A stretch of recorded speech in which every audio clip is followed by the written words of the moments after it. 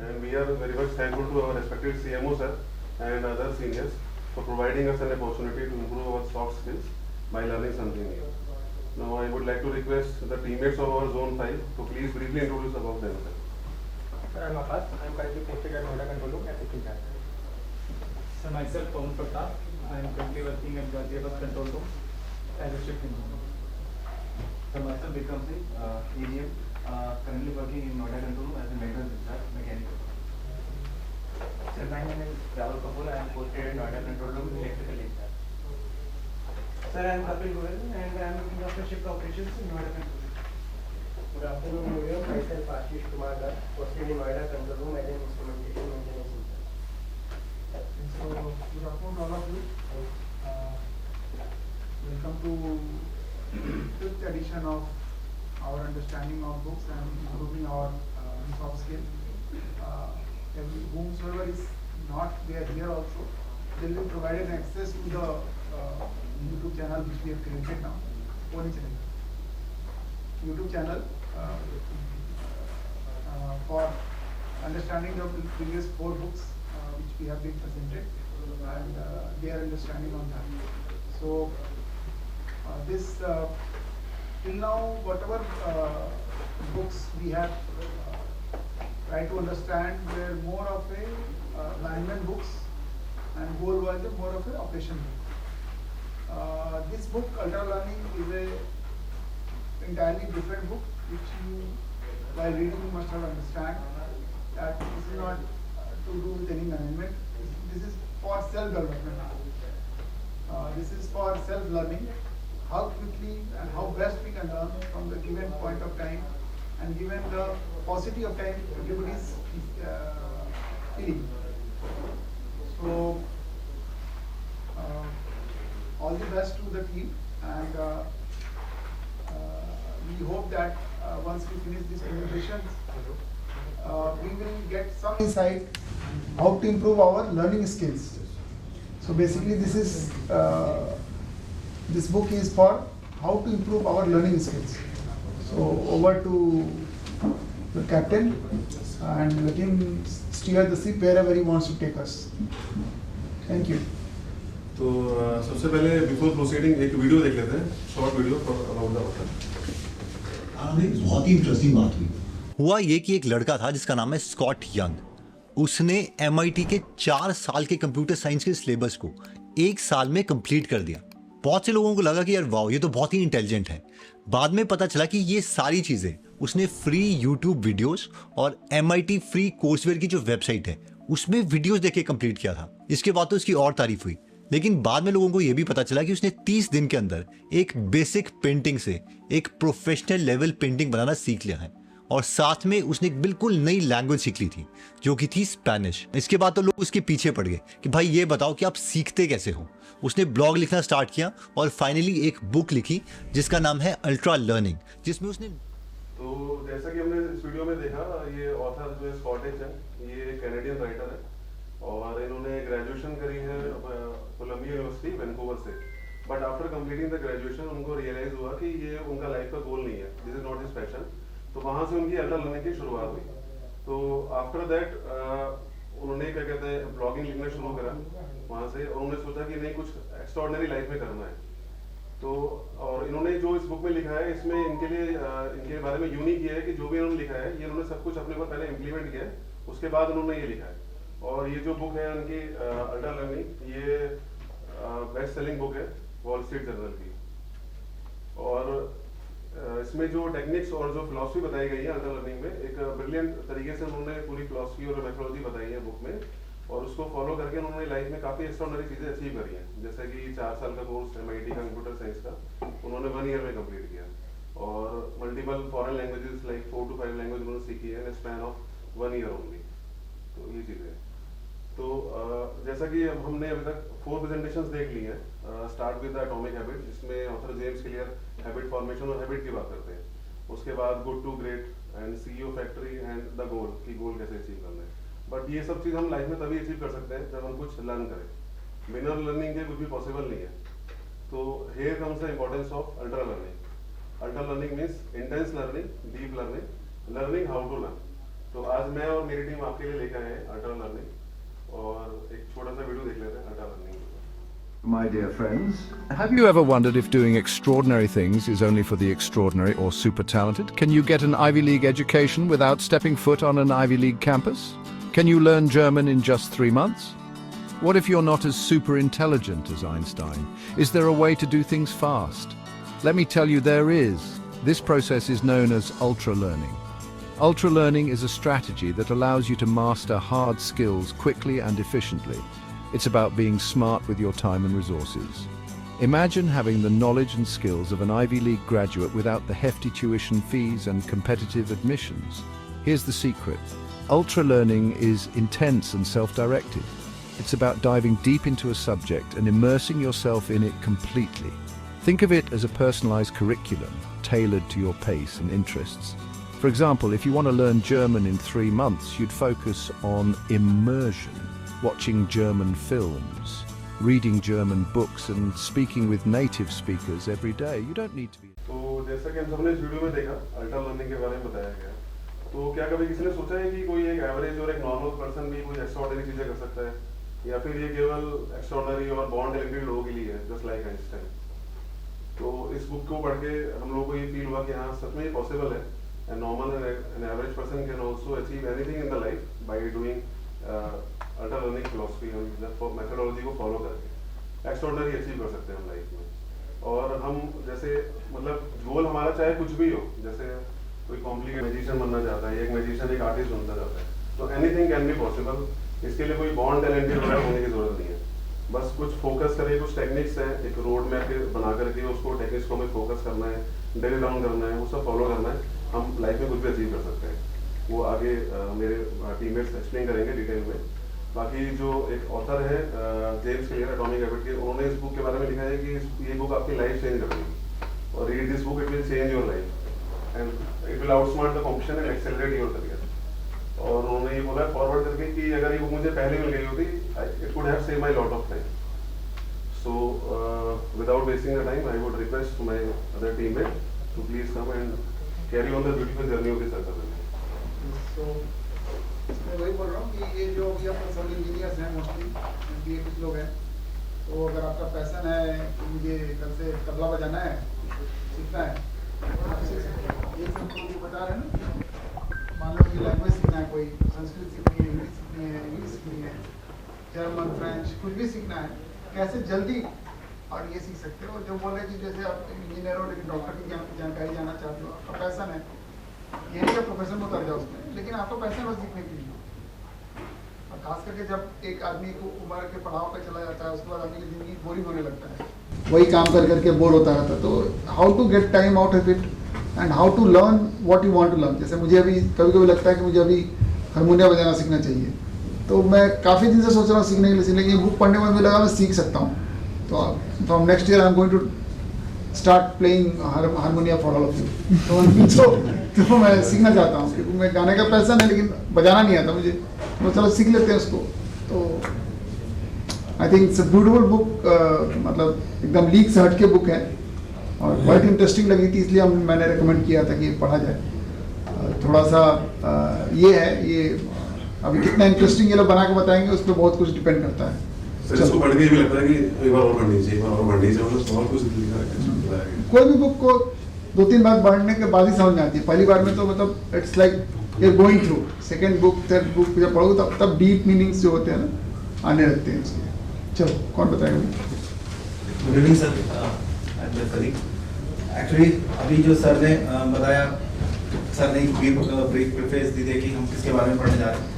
Actually हम लोग discussion करने जा रहे हैं एक अल्ट्रा लर्निंग एक प्रोसेस के बारे में, जिस तरह से हम किसी लर्निंग को और कैसे अच्छे से और कम टाइम में एफिशिएंट वे में, हमारे पास बहुत सारे कंस्ट्रेंट रहते हैं, टाइम का कंस्ट्रेंट होता है, मे बी टाइम का भी बेसिकली ज़्यादा होता है, कोई फाइनेंशियली कंस्ट्रेंट हो सकता है। तो उन सब कंस्ट्रेंट्स को ये अल्ट्रा लर्निंग एक प्रोसेस है जिसको हम उससे अपना खुद से कस्टमाइज टाइप लर्निंग प्रोसेस बना सकते हैं, विच भी हमारे को सूट करता हो, बिल्कुल हमारे अकॉर्डिंग हो।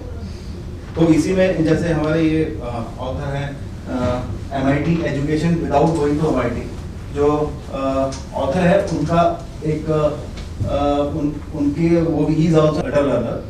उन्होंने MIT एजुकेशन जो Massachusetts Institute of Technology US technology उसमें उन्होंने उसमें कंप्यूटर साइंस का कोर्स किया था, जो कि 4 साल का कोर्स होता है रेगुलर किसी भी स्टूडेंट्स के लिए।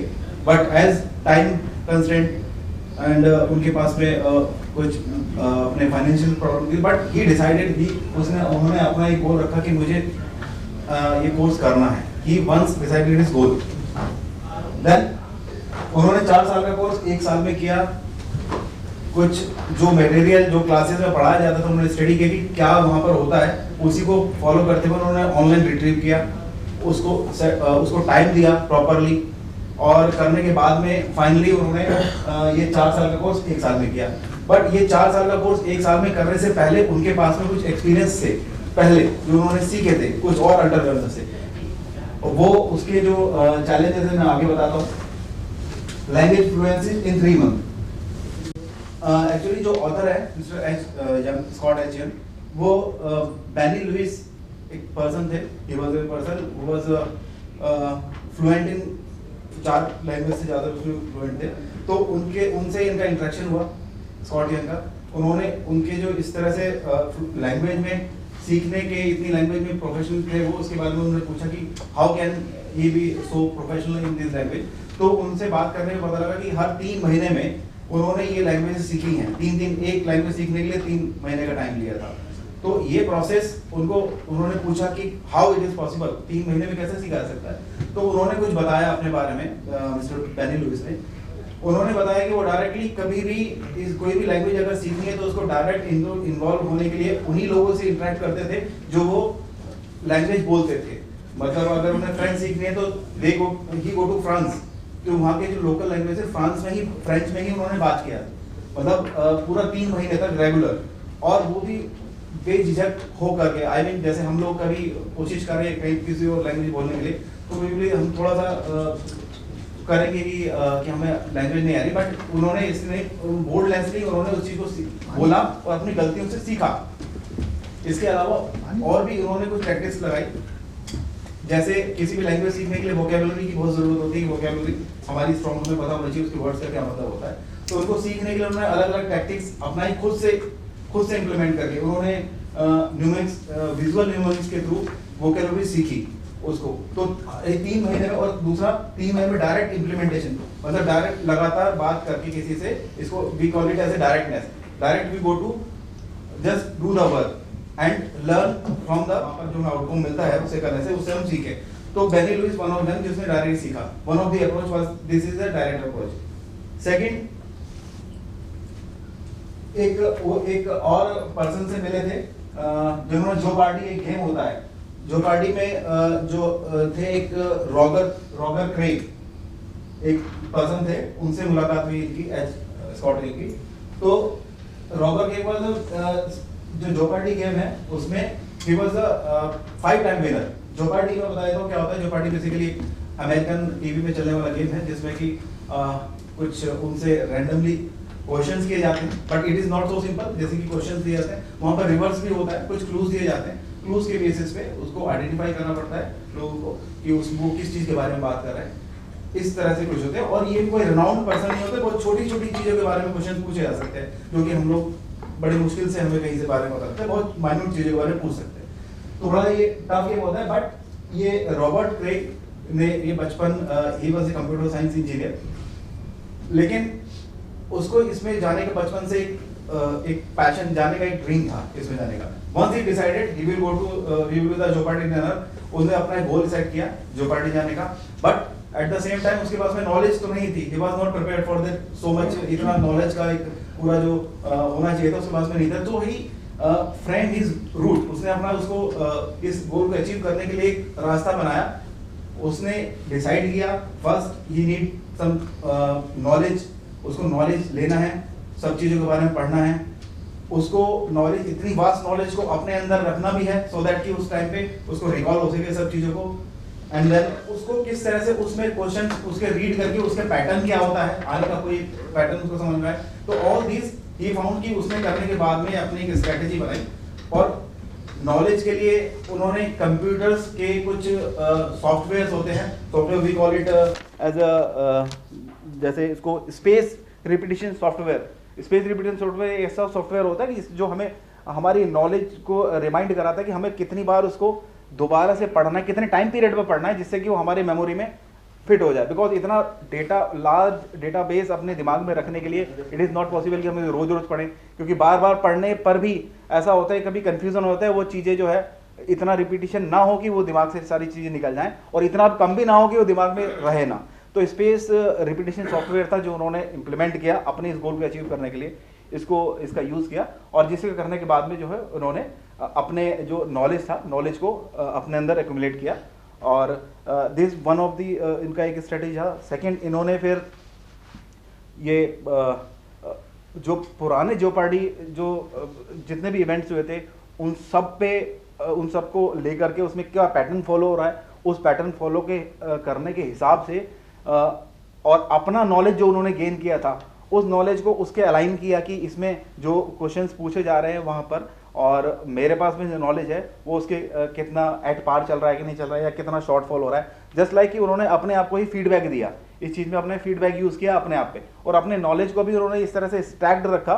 मतलब दैट वाज नॉट, मतलब पूरा टेक्निकली यूज़ किया नॉलेज को, अपने एक नॉलेज को स्टैक करने के लिए अपना एक आई मीन टू से कि अलग अलग सब्जेक्ट्स पे नॉलेज को अपने आप को एसेस करके आई एम इसमें इस सब्जेक्ट में इतना कमज़ोर हूँ, अपने खुद के सेल्फ असेसमेंट से और बाहर से चेक करके जो एक्चुअल जो पार्ट था उससे करके मैं इसमें इतना मेरे को वीकनेस है, ये मेरा इतना स्ट्रेंथ है, खुद से असेस करके अपने वो रखा।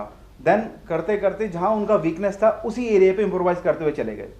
और चूंकि टाइम कंस्ट्रेंट था, ये बहुत बड़ा एक नॉलेज का एरिया है, तो उसको करने के लिए उन्होंने उस चीज़ को अवॉइड किया कि जिस चीज़ में टाइम देने की ज़रूरत नहीं है। It is very also very important कि जिस चीज़ को वो कर रहे हैं, जिस चीज़ को फॉलो कर रहे हैं, उस चीज़ में वो इस डायरेक्शन में ना जाएं कि जहाँ पे जाने की ज़रूरत नहीं है, या फिर जिसमें जितना एफर्ट है उतने लगाया जाए। बिकॉज उनके पास में टाइम इज़ ए कंस्टेंट, जैसे होता है टाइम सबके साथ कंस्टेंट है, एफर्ट शुड बी एम्ड जितना है और मैक्सिमम रिजल्ट आने चाहिए। तो उसी हिसाब से उन्होंने अपने इस पूरे जेओपार्डी जो उनका जो एक प्रोजेक्ट था इसमें विनिंग का, उन्होंने पूरे इसको अलाइन किया।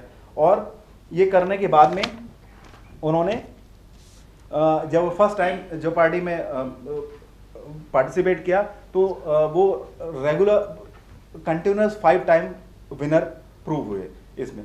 तो this was his Jeopardy is he mister रॉबर केक was also a ultra runner. इस तरह से देखें तो वो ही वाज एक अल्ट्रा रनर। इतने बड़े टास्क को उन्होंने अपनी स्किल से, अपनी प्लानिंग से और से अपनी स्ट्रेटजीज से इस तरह से इसको फॉलो किया। और भी इनके जो अल्ट्रा रनर थे, एक ये थे एरिक ब्राउन से मिले थे। Eric Brown was a person who was working on minimum wage in US, but उनका जो ड्रीम था, he was also एक कंप्यूटर साइंस इंजीनियर थे। अब जब वो कंप्यूटर साइंस से जब निकले थे तो मोस्ट ऑफ अस नॉर्मली हम जाते हैं अच्छी जॉब मिल जाए उसके लिए अप्रोच करते हैं, बट इनका अप्रोच, इनका जो विजन था, इनका गोल था कि ये एक अच्छी वेबसाइट, एक अच्छे गेम्स को डेवलप करें। गेम्स की तरफ इनका इंक्लिनेशन था। अब चूंकि गेम्स तो गेम्स डेवलप करना इज अ वेरी वास्ट, एक कंप्यूटर साइंस इंजीनियर के लिए पॉसिबल नहीं है कि वो अकेला सिंगल हैंडेडली इतने विजुअल उसमें, क्योंकि गेम्स में आपका pixel designing, music composition, graphics and all, मतलब काफ़ी एक वास्ट एरिया उसमें कवर होता है। काफ़ी स्पेशलिस्ट की एक टीम एक गेम डिज़ाइन करती है, but he single handedly decided कि I will do it using my own language.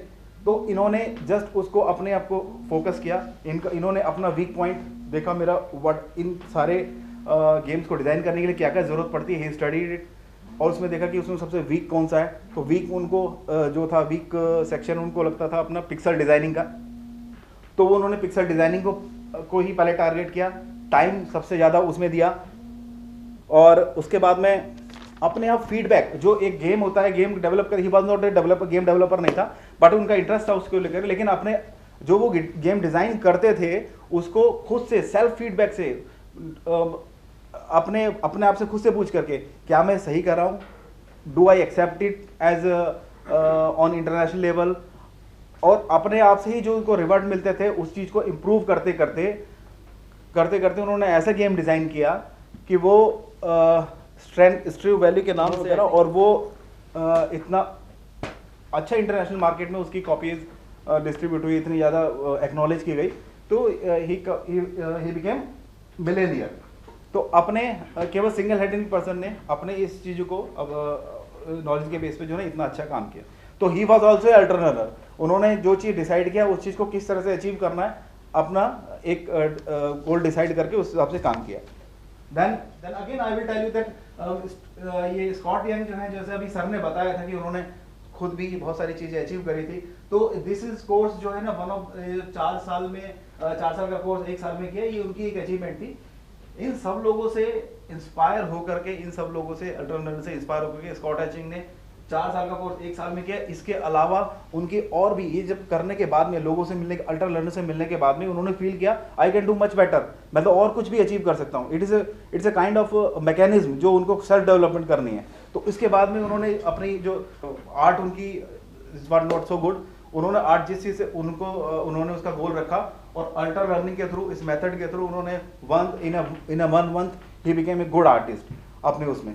Language से ही वॉज फ्रेंच लैंग्वेज से वो बहुत बहुत डरते थे बोलने के लिए। अल्टर लर्निंग का प्रोसेस था, इसी प्रोसेस के थ्रू उन्होंने 4 और लैंग्वेज 1 साल में सीखी, बल्कि सीखी क्या, उसमें वो एक प्रोफिशिएंसी ली।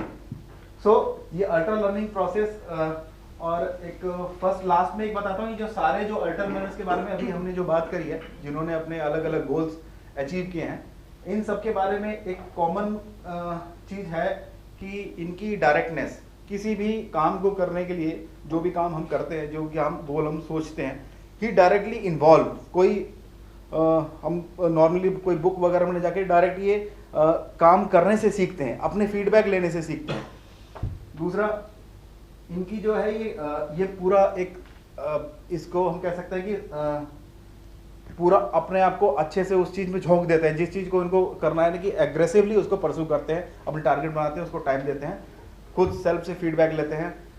और ये कुछ इनकी अल्टरनर्स की कुछ कॉमन अंडरस्टैंडिंग, कुछ ट्रेड्स हैं। और इनमें जो सारे जो ट्रेड्स हैं, इसको वन बाय वन थोड़ा डिटेल में मेरे आगे फर्दर कलीग आपको बताएंगे। तो that was all from me, thank you sir.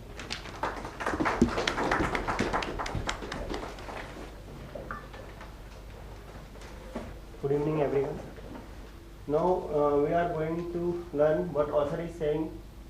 Next is why alter learning matters and what steps we need to take to become an alter learner. So first we will be going through why alter learning matters. First we will discuss about the author is saying that average is over. Nowadays it is the time where we have automation, computerization, regionalization and outsourcing. So in the era of these things, author is saying that average is over. We have 2 types of person, whether one is at high skill and another is a low skill. So average is nowhere. So high skill we are doing on the top performance, and low skill like on the lower performance. So average is over.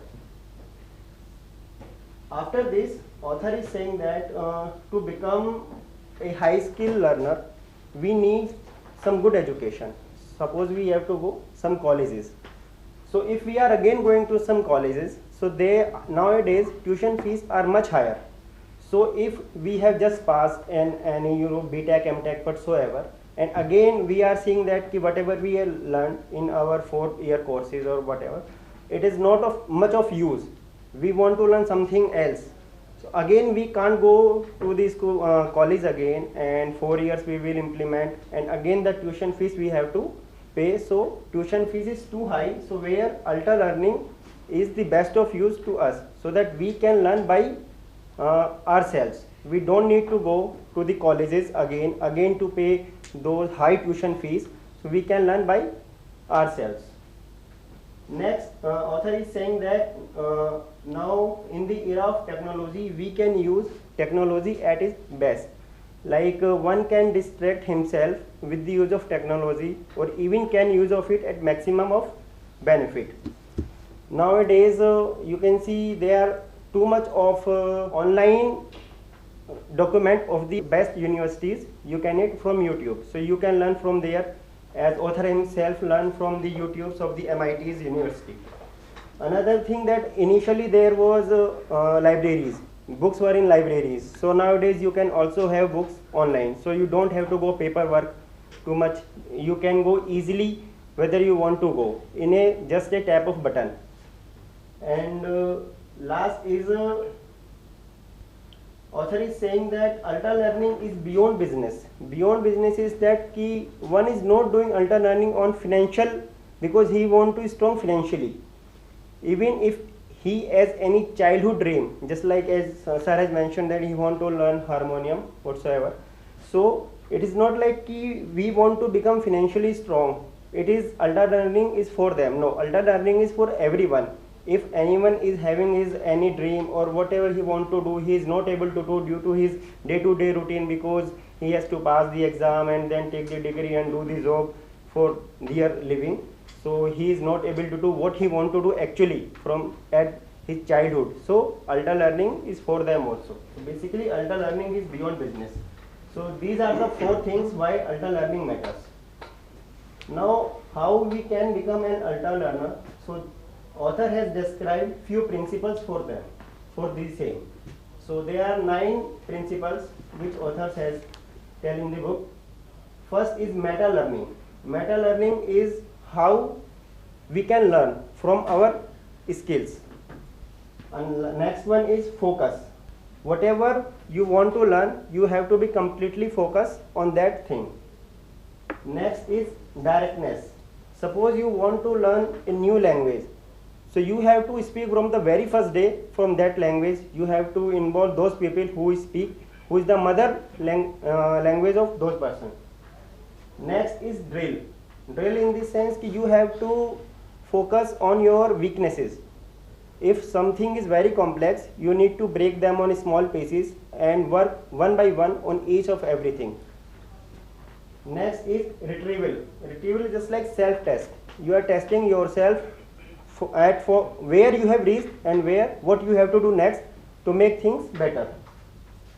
Next is feedback. Feedback just like I am taking feedback from my colleagues whether I am doing wrong, whether I am doing right. So they give me the feedback. On the feedback, I change whatever I need to do. Next one is retention. Whatever I am learning, how much I am able to keep it with me. So nowadays there are some softwares which help you to keep remind many of the things. Next one is intuition. Intuition is that what is your perseverance, how much you are perceive about the thing, what is your intuition, whether you want to learn it completely or half-heartedly. So this is the main thing, you have to be completely in that project which you want to learn. It should not be half-hearted. And last one is experimentation. Experimentation is like that something is achieved by someone, you are following that path, that is one thing. But if you are you are creating your own path by exploring the things, that is the main thing. So these are the 9 steps or principles which author has described in the book. So now onwards, my colleague will describe you one by one these steps. Thank you very much.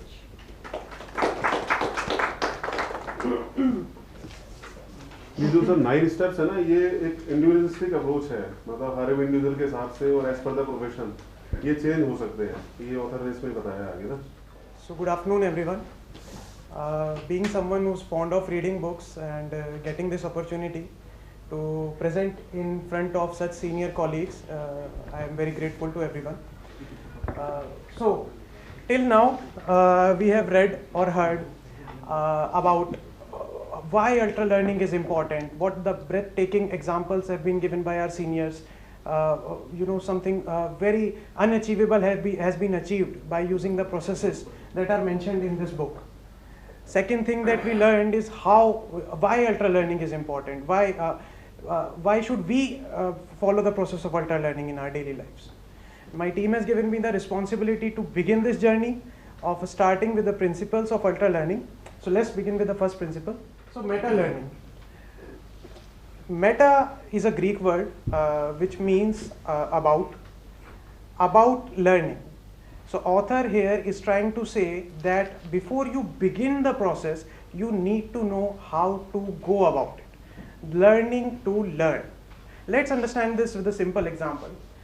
It's been 7 years in IGL. Let's go back to the year 1 or day 1 or 2. So the in charge calls us and says that, okay, Kapil, this data is required tomorrow morning. What is the first thing that we do?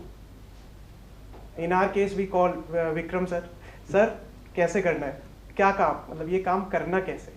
So basically, the process starts with how do you do the job, because without which it's just you are roaming around in the atmosphere. You are not doing anything. You are just pulling your head here or there. We have seen some beautiful examples of extraordinary accomplishments that people have undertaken using this process of ultra learning. Then we understood that why this process matters for us, for the common man. What is it in ultra learning that correlates with a normal person like us. And now we are beginning the journey with the first principle of ultra learning, that is meta learning. Meta learning is about learning. We have already discussed learning how to learn. Now an important question comes to mind, that why do you need to focus upon this roadmap or process of, before beginning the process of ultra learning, this creating a roadmap, how I want to do this, or how about I want to learn about a particular topic. A number of examples have been seen that people are unaware of what exactly they require to achieve their goal. I want to become a master in marketing, but maybe I am not aware that I need, what kind of degree do I need for this, or what is the latest trend in marketing these days. So for that reason comes the process number 1 in meta learning, that is why. Why do you want to create a roadmap for yourself? Why do you need to take all these heckles before starting your process? The motivation that a person has for achieving a particular goal has been divided into 2 types by the writer. First is your intrinsic motivation, like I just explained, that I want, like for example, I want to be a great marketing guy, or a great spokesperson, or maybe I want to learn how to play a tabla. So, but tabla would come in the second category, but motivation that leads to some kind of an achievement in your career path comes in the category of intrinsic motivation. Second is instrumental motivation. Instrumental motivation is something that you want to achieve as a part of your hobby. Like you want to learn to improve your body language, or you want to be able to sing a song, or you want to be able to play some kind of a music. So this kind of motivation is your instrumental motivation that you want to do as your hobby. Ultra learning matters that if you want to achieve a particular goal, you need to do some research before you start or begin your topic, so that you can go and follow the right path through it. So the author has given named the process of doing the research as expert interview method. Like for example, if I want to become a marketing guy, or if I want to be a good marketing guy, I can go and interview someone from marketing. I can discuss with him, or I can discuss with sir or someone else, that sir, I want to be a good person in that field tomorrow. What is the path that I should follow? So for why, the author has given this all methods. Next comes what. What all do you need to do about it? You have already understood that why do you need to do it. Now comes what. What all do you need to do about it? The author has said that you create a roadmap. What kind of a roadmap? Ask 3 questions: concepts, facts, and procedures. Different kind of goals require different kinds of processes. In some goals, concepts would be more important. Like in the case of a mathematical theory, if you want to be a good mathematician, concepts would be most important. If you want to be a good performer, or if you want to be a good speaker, then your procedures are most important. And in some other case, facts may be more important if you are writing a research paper or something else. So different kind of processes he has mentioned. You need to jot down this all those points that you need to consider while your preparation into these 3 tables, and then categorize the priority through which you need to focus more on. Let's consider this with the help of an example. Consider that tomorrow I want to be a good speaker, so that I am able to speak good in front of everyone. How can I do it? Let's first come to the concepts. What are the concepts that I need to learn to be a good speaker? Anyone in the audience would like to answer? Anything? Do you consider that? What is important as a concept to be a good speaker? Good vocabulary. Good vocabulary, yes. Anything Knowledge else? about subject. Knowledge about the subject, okay, all right. Body language. Body language, very good. Understanding your audience. Yes, understanding your audience, your mnemonics, your vocabulary, your process of speaking. How do you tone your voice when you speak? So these all would come under the process of concepts. Facts, I think, would be a little less important in this case because performance and the concepts are more important in this case. But still, I have read that there are some theories about some great philosophers that you can study about it. Aristotle is one of them. Then comes the procedures. Again, the procedure. Now, what procedure you would follow to achieve this goal? Like, you can speak in front of the mirror every day for 10 minutes. You can speak like this in the front of audiences. You can request your seniors to allow you to speak or give some kind of a presentation in front of everyone. So this is how you create a roadmap for learning. Next comes the process 3. You ask how am I about to achieve my goal. After you have created the roadmap, you need some kind of a curriculum. How do I follow? Like when you go to college, you are given a curriculum. First year you will study this, second year you will study this. This is called benchmarking. You can use this curriculum according to your needs. Like, your goal is not something very vast. You are particularly emphasized on a particular thing. From that curriculum that you extract out of a particular theoretical course or something, you can actually customize it according to your needs. So that is benchmarking. The second process is the 10% rule. Here the author is saying that number of us would understand this, that while doing anything, sometimes we go into procrastination. We go into some other, we only are planning, and we are not doing anything about achieving that goal. 50% of the time we have given in planning only. I want to achieve this thing in 6 months and I have given 3 months in planning. So that would not work. With a lot of experimentation and some examples, the author is saying that you use 10% of your time to plan. It can vary from person to person, a little bit here or a little bit there. But 10% the author is giving that if you want to achieve a goal in 30 days, you use 3 days for your planning only. And the rest 27 days you go for the task that you are going to achieve. So we have learned that how to learn. Now let's move to the other villain in the theory of learning, that is unable to focus.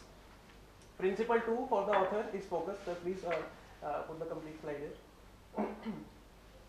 We have already discussed procrastination. A lot of us face procrastination. Procrastination is basically unable to begin or initiate the process that you are trying to do. What happens is basically procrastination when happens, it's actually the complexity of the task. You are doing something, if the work is interesting, your mind is completely involved in it, you will continue to do it. But whenever some kind of unpleasant exercise comes in within your process, or something that is a little bit hard or difficult for you, you tend to procrastinate towards something that you like, or you'll go into some music in your mind, or you'll go into some kind of a game, you'll think about it. So that is procrastination. Author has also given a solution to how can you get away from procrastination.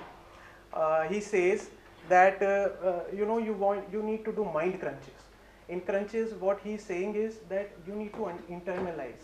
You need to understand in your mind the time that you go into procrastination. You need to think that okay, this is happening because I am finding this task difficult. Face the truth.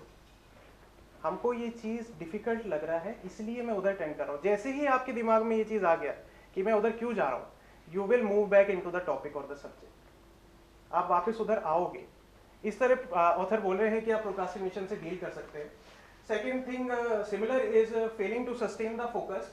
So number of distractions happen while we are working on the particular topic, such as your environment. Sometimes we tend to listen to music, or television is playing in front of us, or there may be unwarranted distractions happening around, like food being distributed while doing the presentation. Just an example, sorry. So your environment. Second is the task that you are doing. We have already discussed that the complexity of the task may lead you into distractions at some other place. Next is your mind. Now you may be angry about something, or you may have a bad day, or you may not be feeling happy so much because of some reason. So these are all distractions that you face in your daily lives that cause problem for you to sustain focus. Again, I have already explained to you that you need to internalize in your mind what your goal is, what your target is, and move ahead considering it as the ultimate path. For that, some processes the author has given. He is saying that first is internalization, we have already discussed. Second is, he is saying 5-minute rule. What does the 5-minute rule say? You study for 25 minutes and then take a 5-minute break. You do some task if it is not particularly up to your mark for 25 minutes, and then you take a 5-minute break.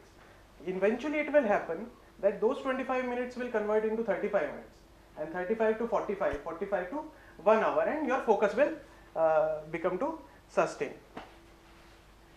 Okay, so next is, what is the optimal kind of alertness that you require to do a particular task? Actually the author means to say is that it is not possible for everyone or anyone to be in the zone. Zone means in a state of flow where you are only focused upon the task that you are doing. That is not practically possible anytime, every time. So he is saying that आपको ऐसा ज़रूरी नहीं है कि पूरा focus हर समय रखना है. अगर आपका फोकस उस समय कम है, डिस्ट्रैक्शंस ज़्यादा हैं, तो आप सिंपलर एक्टिविटीज़ को इनिशिएट करें. और आपका फोकस अगर उस समय आपको लग रहा है कि बहुत ज़्यादा अच्छे फोकस में है, आप सुबह उठ के तैयारी कर रहे हैं एग्ज़ाम की, और या फिर आपका एकदम माइंड फ्रेश है, तो उस समय आप कॉम्प्लेक्स टास्क को इनिशिएट करें. उससे आप अपने जो प्रोसेस है उसको इजीली मूव ऑन कर पाए. Let's move to the next. Principle 3, that is directness.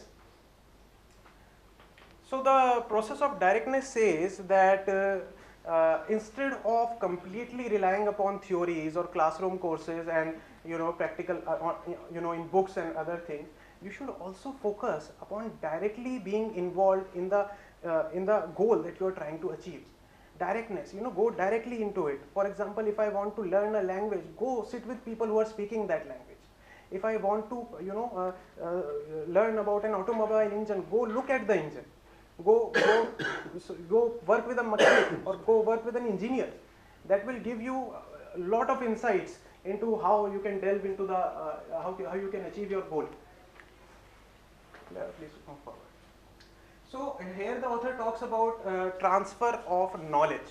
We have all studied in schools. We have all gotten higher education. How much of our school education taught us how to deal with our finances? Anyone? Nothing.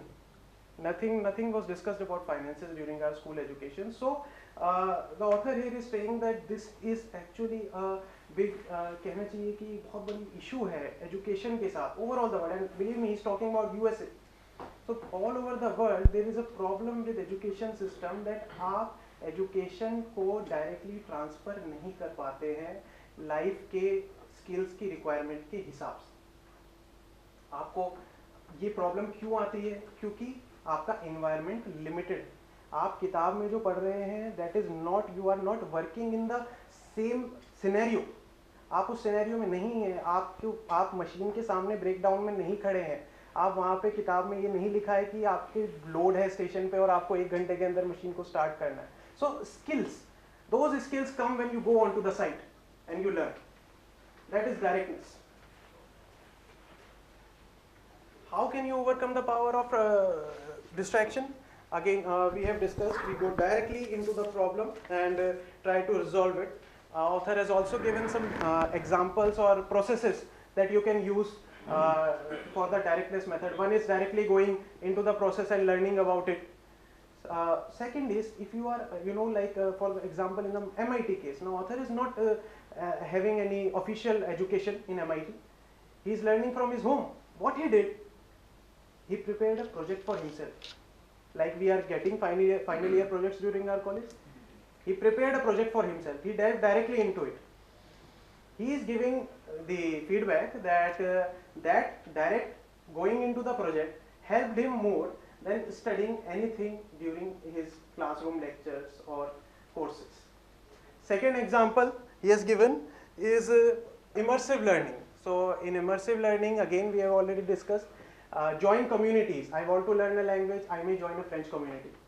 I want to do a particular task, join groups, work with people, stay with those people. He's giving an example that, a very good example he's given, that a musician thought that I will learn Spanish language.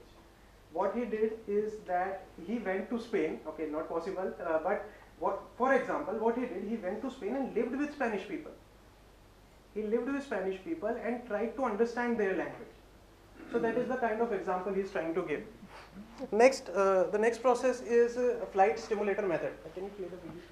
College में बताया गया होगा या PLC बताया गया होगा, लेकिन जब तक आप उसको देख के आप खुद से हाथ से नहीं करते हो। हम तो जब ट्रेनिंग में गए थे कांडला में, तो हमको इवन वॉल बंद करने के लिए बताया गया कि कितने देर में वॉल बंद होता है। आप जब वॉल बंद करोगे तो या खोलोगे तब पता चलेगा वॉल बंद कैसे खुलती कैसे है, या आप अगर डिप खुद से लोगे तो पता चलेगा डिप कैसे लेते हैं। थियोरेटिकली सब लिखा हुआ है, टेम्परेचर कैलकुलेट कैसे होगा, सब जब आप खुद करते हो तो जब आदमी अपने हाथ से करेगा और अपने आंखों से देखेगा तो ज़्यादा सीखेगा रादर देन बुक्स पे। तो वही डायरेक्टनेस, मतलब वो बेसिक कॉन्सेप्ट वही है। Starting the video. So basically, this is the future of learning. We are going to see something about the augmented reality and virtual reality, which is approximated that in 5 to 7 years would be the new norm of education, being able to see and do what is being taught in the classrooms. Yes, sir. Using cutting-edge technology to reimagine the way we learn sounds pretty exciting. But in many schools around the world, like here in Germany, you'd be happy just to find a working computer. Still, innovative methods of teaching are being tested all the time. Studies show that students using VR and AR are more curious and more engaged. They also seem to learn more in comparison to a traditional classroom environment. Experts predict that the global market for VR in education will grow from about 8 billion euros in 2022 to more than 42 billion euros in 2027. So, how does virtual reality in education work? Take a look. Van Gogh's masterpieces exhibited in the classroom, viewable in VR. Grazing mammoths in front of a VR school, and faraway planets suddenly an arm's length away. With the help of VR headsets and controllers, students at Redham House Berkshire School can tackle their subject matter up close. Biology lessons are also far more interactive in virtual reality. You can have a big beating heart and you can see the flow of blood through it, and you can understand the chambers and the valves. It's literally walk through a heart, things like that. So yeah, really, really useful for children's deeper understanding of what they're studying. For teachers, this opens up many new possibilities. Basically, the classroom does not give a complete environment that you want to learn. And the other thing is also that, I know how to open a wall. But what is the process before and after that? That will not be taught in the classroom. That you will learn on the site. Okay, so we have studied directness. We have started to work upon our Ultra Learning program. Let's move ahead and complete the process in coming principles. Thank you.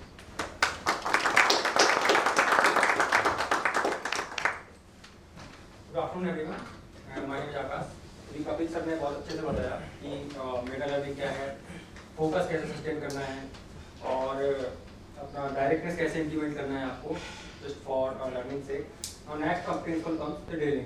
Drilling basically example से समझते हैं, like assume कीजिए आप writing skills develop करना चाह रहे हो, तो और आप कंसिस्टेंटली अपने आप को फीडबैक भी दे रहे हो, आप चेक कर रहे हो कि मेरी राइटिंग में कहाँ गलती है, आप वोकैबुलरी आपकी सही है, आपकी ग्रामर सही है और आपकी राइटिंग स्टाइल भी काफ़ी हद तक सही है। But you notice one thing कि आप जो आइडियाज़ अपने आर्गुमेंट जो जंबल कर रहे हो वो सही ऑर्डर में नहीं है। तो आप क्या करोगे, आपने क्या किया, आपने एक पूरी राइटिंग स्किल को मल्टीपल स्टेप में वो किया, डिवाइड किया और आपने खुद ही अपने उसको जो वीक पॉइंट था आपने उसको आइडेंटिफाई किया कि कैसे मुझे उसको इम्प्रूव करना है। Now the process comes direct and drill. इसमें क्या करते हैं, हम लोगों को कई बार कठिन होता है कि कैसे पहचानना क्या है कि हम लोग किस चीज़ में आखिर किस चीज़ में हम लोग कमजोर है।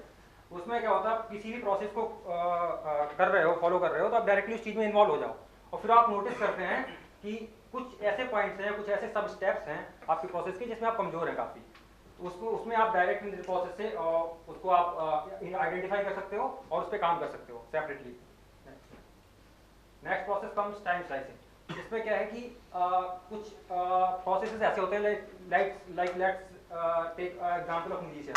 उसमें क्या होता है कि वो म्यूजिशियन है, उसका गाना वो काफ़ी प्रैक्टिस कर रहा है अपने सॉन्ग की, उसमें लेकिन क्या होता है कि कुछ एक पर्टिकुलर उसका पार्ट है म्यूजिक का जिसमें उसको बार बार दिख रहा है कि वो परफेक्ट नहीं है, तो वो क्या करेगा, पूरा म्यूजिक रिपीट करने के बजाय या पूरा एफर्ट अपना उसमें डालने के बजाय उस पार्ट को वो बार बार रिपीट करेगा जब तक कि उसमें अच्छा नहीं हो जाता, और उसमें सही हो जाता है उसके बाद फिर वो इंटीग्रेट कर देगा पूरे म्यूजिक के लिए अपने।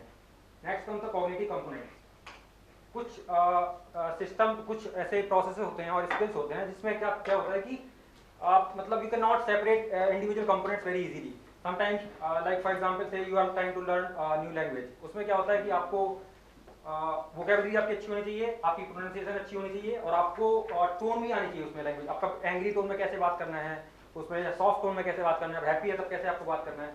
तो क्या होता है कि उसमें एक साथ काफ़ी सारे कंपोनेंट्स को आपको जरूरत होती है उसमें समझने की। तो आप उस केस में क्या होता है कि आपको इंडिविजुअली कंपोनेंट्स पे काम करना होता है। पहले आप अगर प्रोनाउंसिएशन पे काम कर रहे हैं तो आपको दोनों चीज़ें हटानी पड़ेगी, वेदर इट इज वोकैबुलरी और आपकी टोन, वो हटानी पड़ेगी। जब आप टोन पे काम कर रहे हैं तो आपको बाकी की दोनों चीज़ें हटानी पड़ेगी, प्रोनाउंसिएशन आपका है, वोकैबुलरी आपकी कैसी है, और ऐसे आप एक स्किल में काम करो और फिर बाद में आप सारी चीज़ों को इंटीग्रेट कर सकते हैं। That is how to perfect any skill. Mindful delay. Sometimes let's say for example कि हम लोग कोई लेक्चर है अटेंड कर रहे हैं, कोई थ्योरम आई है, कोई पार्ट ऑफ लेक्चर, उसमें प्रोफेसर बोलते हैं कि ये बहुत ही इंपॉर्टेंट थ्योरी है या बहुत ही इंपॉर्टेंट एग्जांपल है, वो बहुत ही इंपॉर्टेंट थ्योरी है, न्यूमेरिकल है, तो उसमें आप हो सकता है कि उतनी चीज़ें एक्सट्रैक्ट ना कर पाओ, उतना लर्निंग आप ना कर पाओ जितना कि आप कर सकते हो। जैसे मान लीजिए आप कोई खुद प्रोजेक्ट अंडरटेक किया आपने और उसमें आपने आइडेंटिफाई किया कि मेरा ये वाला पोर्शन कमजोर है और मैं खुद उस पर जाके काम करूंगा, तो आपको पता है कि आप कौन से टॉपिक पे काम करना चाह रहे हो, तो आप उस पर जाके अगर आप फिर उस वापस आके आप सीख रहे हो तो फिर उसमें आपको ज़्यादा चांसेस है कि आप ज़्यादा लर्निंग उससे कर पाओगे। Next comes prerequisite चेनिंग, like name suggest prerequisite. What is prerequisite? I mean the components you need before starting or getting yourself into any skill or before learning anything, आपको कुछ चीज़ें चाहिए होती हैं जो आप जैसे फॉर एग्जांपल आप मान लीजिए कोई लैंग्वेज सीखना चाहते हैं तो आपको कुछ बेसिक आना चाहिए उसका, आपको वोकैबुलरी आनी चाहिए थोड़ी बहुत। जैसे अब आप जस्ट इन केस आपको नहीं आती है तो प्रीरिक्विजिट चेनिंग क्या करती है, आप उस प्रोसेस में डायरेक्टली इन्वॉल्व हो जाते हैं तो फिर आपको पता चलता है कि मेरी ये चीज़ें कमजोर है, तो आप जाकर उन पर सेपरेटली वर्क करते हैं। That is called prerequisite चेनिंग। तो कॉपीकैट मेथड इज बेसिकली कई बार क्या होता है कि मान लीजिए जैसे ऐसे का एग्जांपल लेते हैं, आप ऐसे राइटिंग कर रहे हैं और आपको पता है कि आप आर्गुमेंट्स सही ऑर्डर में अरेंज नहीं कर पा रहे हैं और आप बार बार अपना ही ऐसे लिखने की कोशिश करोगे तो उसमें क्या होता है, तो आप टाइम काफ़ी ज़्यादा वेस्ट कर रहे हैं, ऊपर से जिस पार्ट ऑफ आप सब स्किल में आप कमजोर हैं उस पर आप ज़्यादा फोकस नहीं कर पा रहे हैं। तो इसमें क्या होता है कि आप किसी और का काम यूज़ कर सकते हैं। जैसे फॉर एग्जाम्पल विक्रम सर ने भी बताया था, वो पेंटिंग सीखा था उन्होंने, स्कॉटलैंड के ने, उन्होंने क्या किया कि पेंटिंग सीखते टाइम वो पता था शेडिंग में सही नहीं थे, शेड सही नहीं कर पाते थे, आउटले काफी सही कर लेते थे, उन्होंने क्या किया आउटले किसी और की पेंटिंग से कर लेते थे, बाकी शेड खुद ट्राई करते थे। लास्ट में उन्होंने इंटीग्रेट कर लिया इसको कि शेडिंग भी उनकी परफेक्ट हो गई, then he also got to know how to do shading as well draw shapes as well. अगला प्रिंसिपल आता है retrieval. Retrieval is basically do you have, आपने सीख लिया कोई कि मैंने कोई भी स्किल सीख ली, लेकिन do you have any test that you can test yourself, आप कैसे आप अच्छे हो गए उस स्किल में, आपको कैसे पता चलेगा? उसके लिए एक टर्म आता है जजमेंट ऑफ लर्निंग। आप कई बार सोचते हो कि मुझे तो ये चीज़ आती है, मैं नहीं देखता हूँ, मतलब मैं परफेक्ट हूँ इस चीज़ में, लेकिन जब आपके सामने टेस्ट बुक किया जाता है तो कई बार क्या होता है छोटी छोटी चीज़ों में गलती कर देते हैं। हम लोग भी जैसे मान लीजिए जेई की तैयारी कर रहे थे उस टाइम पे क्या होता था, कोई न्यूमेरिकल हम लोग को देख के लग जाता था नहीं ये मैं सॉल्व कर सकता हूँ, लेकिन उसमें क्या है जब आगे जाके सॉल्व करते थे तो कहीं ना कहीं कोई एक छोटा सा कंसेप्ट आता था जिसमें फंस जाते थे, तो उस छोटी सी गलती की वजह से पूरा मतलब न्यूमेरिकल खराब हो जाता था, मतलब सॉल्व नहीं कर पाते इसको। ये होता है basically judgment of learning. Final exam before learning, इसमें क्या है कि आप रिट्रीवल बेसिकली चीज होती है कि आपने कोई चीज पढ़ी पहले, उसको आप रिट्रीव करने की कोशिश कर रहे हो, basically trying to summon up the knowledge you have gained when you are required to do so. तो इसमें क्या होता है फाइनल एग्जाम बिफोर लर्निंग क्या कहता है, इसमें यह है कि आप एग्जाम दे दो पहले, या जैसे मान लीजिए रीडिंग कॉम्प्रिहेंशन का वो लेते हैं एग्जाम, उसमें क्या होता है आपको कॉम्प्रिहेंशन रीड करना है कॉम्प्रिहेंशन, उसके बाद कुछ क्वेश्चन होते हैं वो आंसर करने होते हैं आपको। और कभी दूसरा जो अल्टरनेट ये मेथड क्या सजेस्ट करता है कि आप पहले क्वेश्चन पढ़ लो, आपने क्वेश्चन पढ़ लिया, now your brain is program to identify the kind of comprehension which looks just like solution to your problem. मतलब आपका ब्रेन जो है वो एक हिसाब से प्रोग्राम हो गया है कि आपको वैसे टाइप की कॉम्प्रिहेंशन पे ज़्यादा फोकस करेगा जो उसको सॉल्यूशन टाइप का दिख रहा है, ये मेरा सॉल्यूशन हो सकता है। तो ये रिट्रीवल की ये भी एक टेक्निक है कि पहले आप एग्जाम दे सकते हैं, उसके बाद आप रिट्रीव करने की कोशिश करते हैं। Now comes what you should retrieve. इसमें क्या है कि कभी बहुत सारी स्किल्स होती हैं, जैसे लर्निंग लैंग्वेज और बहुत सारी चीज़ें हैं, राइटिंग जो ऐसे learning how to play guitar. इसमें क्या होता है बहुत सारी चीज़ें होती हैं, कभी कभी आपको समझ नहीं आता कि मुझे क्या सबसे पहले रिट्रीव करना चाहिए। इसमें सबसे सही तरीका होता है डायरेक्टनेस। आप डायरेक्टली जॉब को काम को इम्प्लीमेंट कीजिए, डायरेक्टली जॉब कीजिए। आप जो चीज़ें ज़्यादा रिपीट हो रही हैं, ज़्यादा रिपीटिव आपको पता चल रहा है कि मैं इस चीज़ में बेकार हूँ, तो आपको वो पता चल जाएगा कि आपको रिट्रीव क्या करना है। उसमें आप बेकार हैं, उसी पे काम कीजिए और रिट्रीव कीजिए। फ्री रिकॉल, इसमें जेरेल ब्लंट है एक साइकोलॉजिस्ट, उन्होंने एक स्टडी कंडक्ट करी। उसमें क्या किया इन लोगों ने स्टूडेंट को 4 पार्ट्स में डिवाइड कर दिया। एक पार्ट था जिसमें students are allowed to passively review their material they have learned over their semester, और एक कैटेगरी ऐसी थी जिसमें उन्होंने बोला कि आपको केवल फ्री रिकॉल अलाउड है, आपने जो भी पढ़ा है आप उसको पैसिवली रिव्यू नहीं देख सकते, एक भी बार देख नहीं सकते उसको, बस आपको डायरेक्टली टेस्ट देना है। और तीसरी कैटेगरी थी, उसमें उन्होंने बोला आप कॉन्सेप्ट मैपिंग कर सकते हैं। Concept mapping is basically trying to draw concept over, जो भी आपने सीखा है वो कॉन्सेप्ट आप एक कागज पे ड्रॉ करते हैं और देखते हैं बाकी सारे ब्रेनस्टॉर्म करते हैं अपने और देखते हैं बाकी सारे आइडियाज से कैसे रिलेटेड है वो। और एक जो चौथी कैटेगरी थी उसमें था कि आप रिपीटिव लर्निंग कर सकते हैं, रिपीटिव देख सकते हैं, रिव्यू बार बार कर सकते हैं जब तक आप कंफर्टेबल नहीं हो जाते। और पूछा भी गया उसमें एग्जाम्पल उसमें पूछा गया कि आप मतलब कौन से स्टूडेंट का ग्रुप है जो सबसे बढ़िया परफॉर्म करेगा। तो सबने लॉजिकली यही सोच के बोला कि जो ज़्यादा बार रिव्यू करेगा जनरली वही करेगा, परफॉर्म बेटर करेगा, सबसे ज़्यादा मार्क्स उसी के आएंगे। बट जब एक्चुअल एग्जाम कंडक्ट किया गया, जो फ्री रिकॉल वाला ग्रुप था, मतलब जो पढ़ने के लिए बिल्कुल अलाउ नहीं था, अपना मतलब group which was not allowed to review their material even for once, got most amount of marks or most of the marks। ये क्या था, इसमें फ्री रिकॉल में क्या होता है कि basically conditions were basically similar. जो टेस्ट हुआ था उसमें कंडीशंस काफी सिमिलर थी, जैसा उनको रिट्रीव करने की कोशिश की, मतलब रिट्रीव करने की जरूरत थी, उस टाइप से काफी सिमिलर कंडीशन थी उसमें। तो उसमें क्या हुआ, जो अब जब टेस्ट का टाइम आया तो उसमें क्या है, उसमें वही स्टूडेंट बेटर करेंगे जो बिना किताब देखे और जिन्होंने ज्यादा से ज्यादा रिट्रीव कर लिया था, जिनके दिमाग में ज्यादा से ज्यादा इन्फॉर्मेशन थी, वो स्टूडेंट बेटर करेंगे। क्वेश्चन बुक मेथड बेसिकली आप कोई भी नोट बनाते हैं, जैसे आप नोट बनाते हैं, कोई आपने मटेरियल रिव्यू किया, आपने नोट बनाए, तो फिर भी आप जब उस नोट को पढ़ते हैं तो बेसिकली एक हिसाब से पैसिव रिव्यू ही हो गया। आपने अपने आप को टेस्ट तो किया नहीं, आपने नोट बना लिया। For example first revolutionary war of independence was fought in 1857, आपने लिख लिया ये, लेकिन जब आप रिव्यू करेंगे इसको तो पैसिव आपने अपने आप को टेस्ट नहीं कर पाया। आपने रिव्यू कर लिया, ठीक है 57 में हुआ था, मुझे पता नहीं है, हो सकता है आगे जाके भूल जाऊं, लेकिन मैं अपने आप को टेस्ट भी नहीं कर पाया कि एक्चुअल में कब हुआ था। तो एक ये तरीका होता है इसमें कि आप क्वेश्चंस के फॉर्म में अपने नोट को बनाएं। Like instead of writing 1857 was the first revolutionary war, you can just simply write when was the first revolutionary war was fought, मतलब कब लड़ा गया था ये वॉर। तो आप अपने आपको उसमें अपने नोट्स में ये लिख सकते हैं क्वेश्चंस के फॉर्म में। और ये कॉन्सेप्ट मैंने बता ही दिया था कि basically it is just like drawing concept map, या कि आप किसी ब्लैंक पेपर में आप रिकॉल करने की कोशिश करते हो जो भी आपको पढ़ाया गया है किसी भी लेक्चर में, आप कॉन्सेप्ट लिखते हो और सारे आइडियाज आप देख लेते हो कि ये आइडिया मुझे पढ़ाया गया था, ये आइडिया पढ़ाया गया था, ये आइडिया मैं याद कर पा रहा हूँ, और फिर आप उसमें रिलेशनशिप स्टार्ट करने की कोशिश करते हैं, कौन सा किससे क्या रिलेशन रखता है, कौन सा ज्यादा रिलेटेड है, कौन मतलब इस टाइप का। Basically this is what concept management call, and that is all my part. Thank you. Good evening sir, my name is Anil. जैसा कि आकाश ने बताया कि हम चीज़ों को जो भी सीखे होते हैं उसको रिट्रीव कैसे कर सकते हैं, इसको एक तरीका ये कि अब जो भी चीज़ें रिट्रीव करनी है, हमें क्या चीज़ रिट्रीव कर सकते हैं, हमें कैसे पता चलेगा, वो आता है आपका नेक्स्ट प्रिंसिपल से फीडबैक। इससे हम पता लगा सकते हैं हमें क्या रिट्रीव करना है। एक्चुअली ये मोस्ट कंसिस्टेंट एस्पेक्ट हो सकता है फीडबैक अल्ट्रा लर्निंग के लिए। जैसे कि ये आप कोई एबिलिटी आपके अंदर, आप उसको इम्प्रूव भी कर सकते हो और उसको घटाया भी जा सकता है अगर आप उसको सही वे में नहीं लेते हो तो। लाइक कभी कभी क्या होता है ये बैकफायर भी कर सकता है, जैसे कि हम कभी होता है कि किसी ने हमें कुछ फीडबैक दिया, हम उसको अपने ईगो पे ले लेंगे कि हमने ऐसे कैसे बोल दिया, तो उस केस में ये बैकफायर भी कर सकता है। तो इसलिए अल्ट्रा लर्नर को क्या है कि ये पता होना चाहिए कि कौन सा फीडबैक हमारे लिए यूजफुल है और कौन सा हमें अवॉइड करना है। तो कुछ थ्योरी दी गई है जिसके अकॉर्डिंग बताया गया कि फीडबैक कितने टाइप का होता है, जिसमें से एक है आउटकम फीडबैक। इसके अंदर ये बताया जाता है कि आप क्या गलत कर रहे हो, बट आपको ना तो ये बताया जाए क्या सही करना है इसको, और मतलब ओवरऑल बताया जाएगा कैसे क्या गलत कर रहे हो। जैसे कि आपको कोई टेस्ट देते हो तो आप पास हो या फेल हो, या फिर आपको क्या ग्रेड मिली है। फॉर एग्जांपल कोई स्पीकर स्पीच दे रहा होता है तो उसके ऑडियंस से आपको रेस्पॉन्स से पता लगा सकते हो कि आप कैसा कर रहे हो। तो ये आता है आपका आउटकम फीडबैक में। Next feedback is informational feedback. इसके बाद आपको ये पता चलता है कि आप क्या गलत कर रहे हो, बट ये भी नहीं बताता कि आपको सही कैसे करना है। फॉर एग्जांपल जैसे कई सारे जैसे हम लोग करते हैं कोडिंग वगैरह करते हैं, तो कंपाइल करने बाद में कुछ एरर्स आती हैं।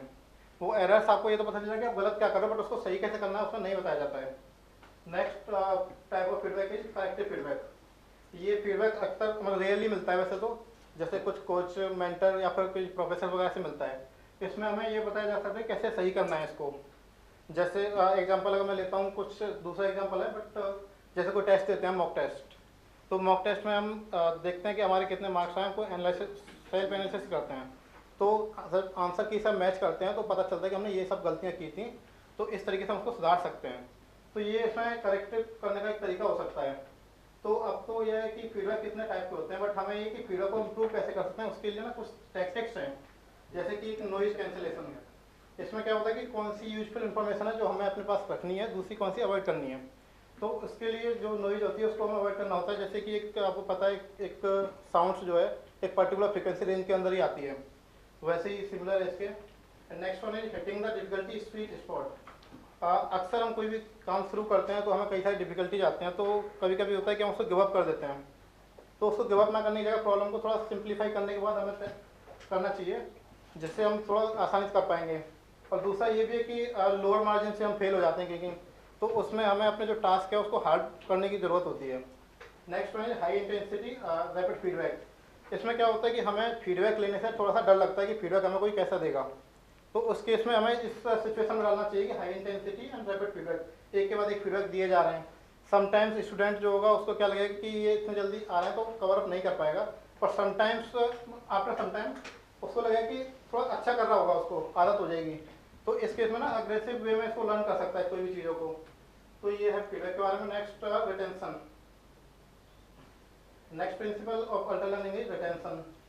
इसका है कि हम लोग कुछ भी जितना पढ़ते हैं उसका कंप्लीटली याद नहीं कर पाते हैं, कुछ टाइम बाद चीज़ें भूल जाते हैं। इसमें क्या होता है जैसे कि एक महीने पहले या फिर एक साल पहले जो भी इवेंट या न्यूज कुछ हमने सुनी होती है उसको हम इतना बेहतर से याद नहीं कर पाते हैं जितना कि एक दिन पहले या फिर एक वीक पहले याद कर पाते हैं। जैसे कि हम सब लोगों में से शायद ही किसी को याद होगा लास्ट सैटरडे हमने ब्रेकफास्ट में क्या खाया था। तो एक पार्ट है फॉरगेटिंग, जो उसको हम इसलिए रिटेन करने की, जो हमने सीखा है उसको रिटेन करने की जरूरत होती है। बट फॉरगेट हम किन तरीके से होते हैं, कुछ थ्योरी दी गई है जैसे कि डीके।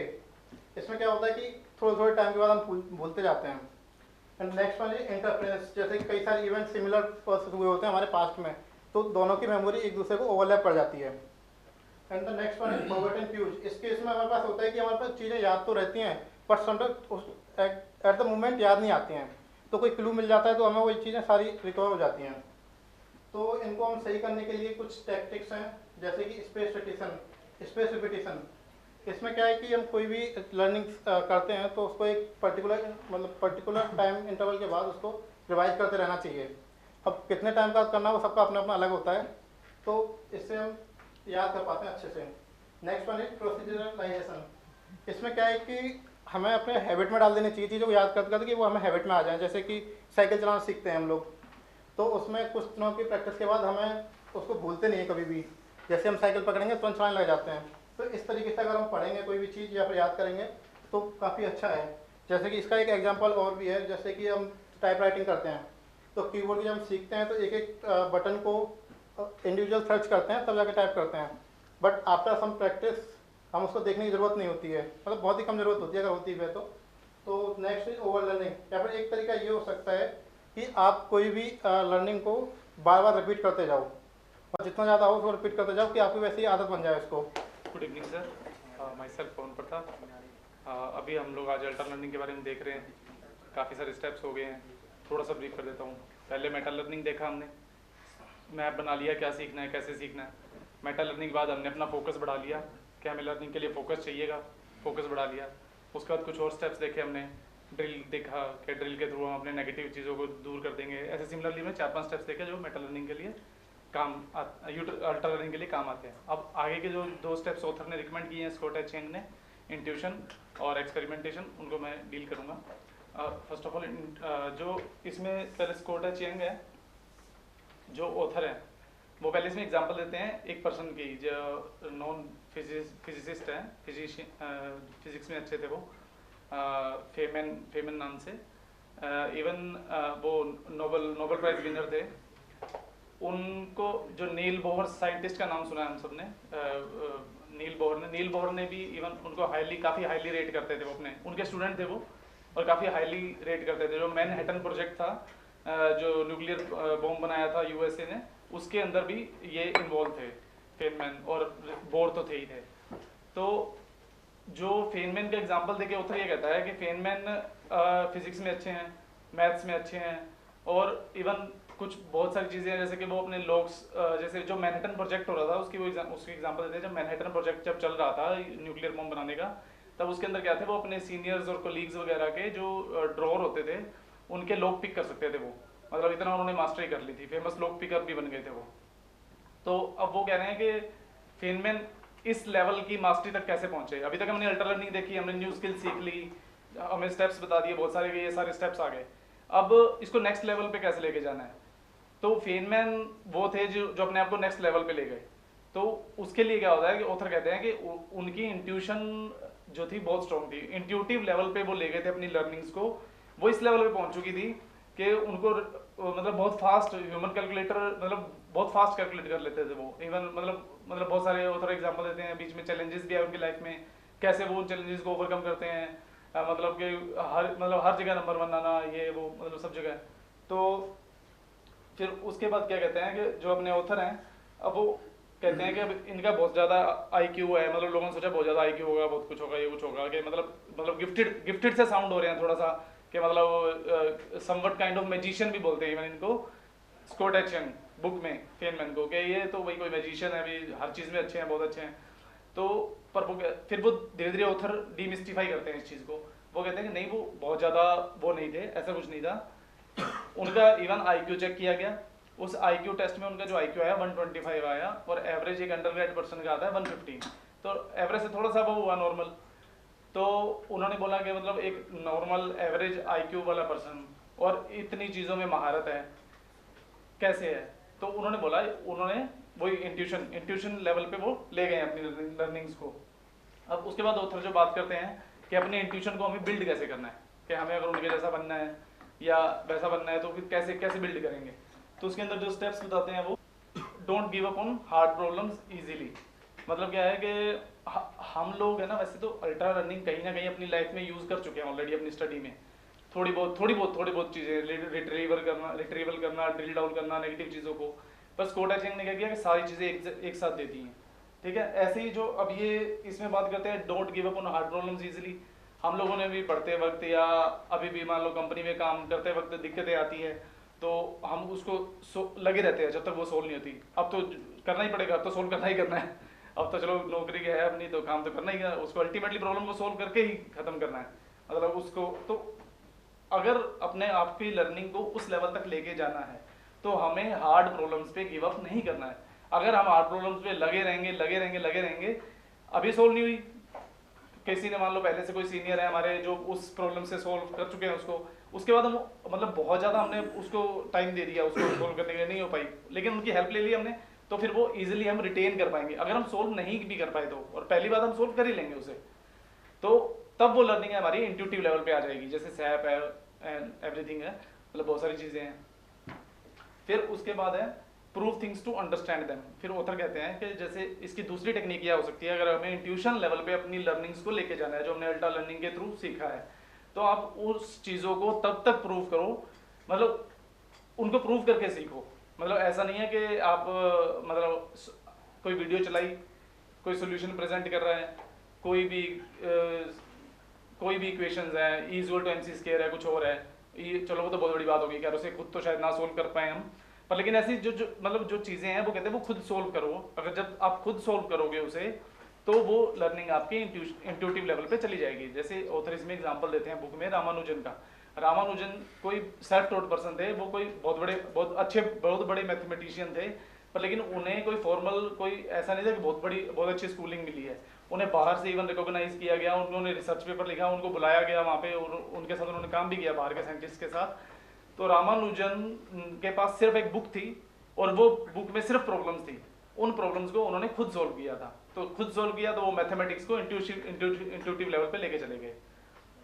उसके बाद जो थर्ड प्रोसेस की बात करते हैं, जो दो चीज़ें होगी, don't give hard problems easily और prove things to understand, always start with concrete examples. अगर मान लो कोई बंदा समझा रहा है कुछ, कोई हमें समझा रहा है, तो उसके साथ साथ अगर हम दिमाग में अपने एग्जांपल सोचें कि अच्छा ठीक है ये चीज़ ऐसे हुई होगी, ये एनोड है, ये कैथोड है, ऐसे चल रहा होगा, ऐसे करंट ट्रांसफर चल रहा होगा, ऐसे चल रहा होगा, तो अगर हम एग्जांपल्स के साथ सोचेंगे तो भी हम चीज़ों को इंट्यूटिव लेवल पे लेके जा सकते हैं। उसके बाद जो फोर्थ है, डोंट फूल यूरसेल्फ। अब चौथे लेवल पे वो ऑथर कहते हैं कि जैसे हमने कोई चीज़ सीखी है, ठीक है, तो हमने कोई चीज़ सीखी, सीखने के बाद कि मतलब हमें लग रहा है कि हमें समझ आ गई है, पर लेकिन एक्चुअल के अंदर वो समझ नहीं आई होती है हमें।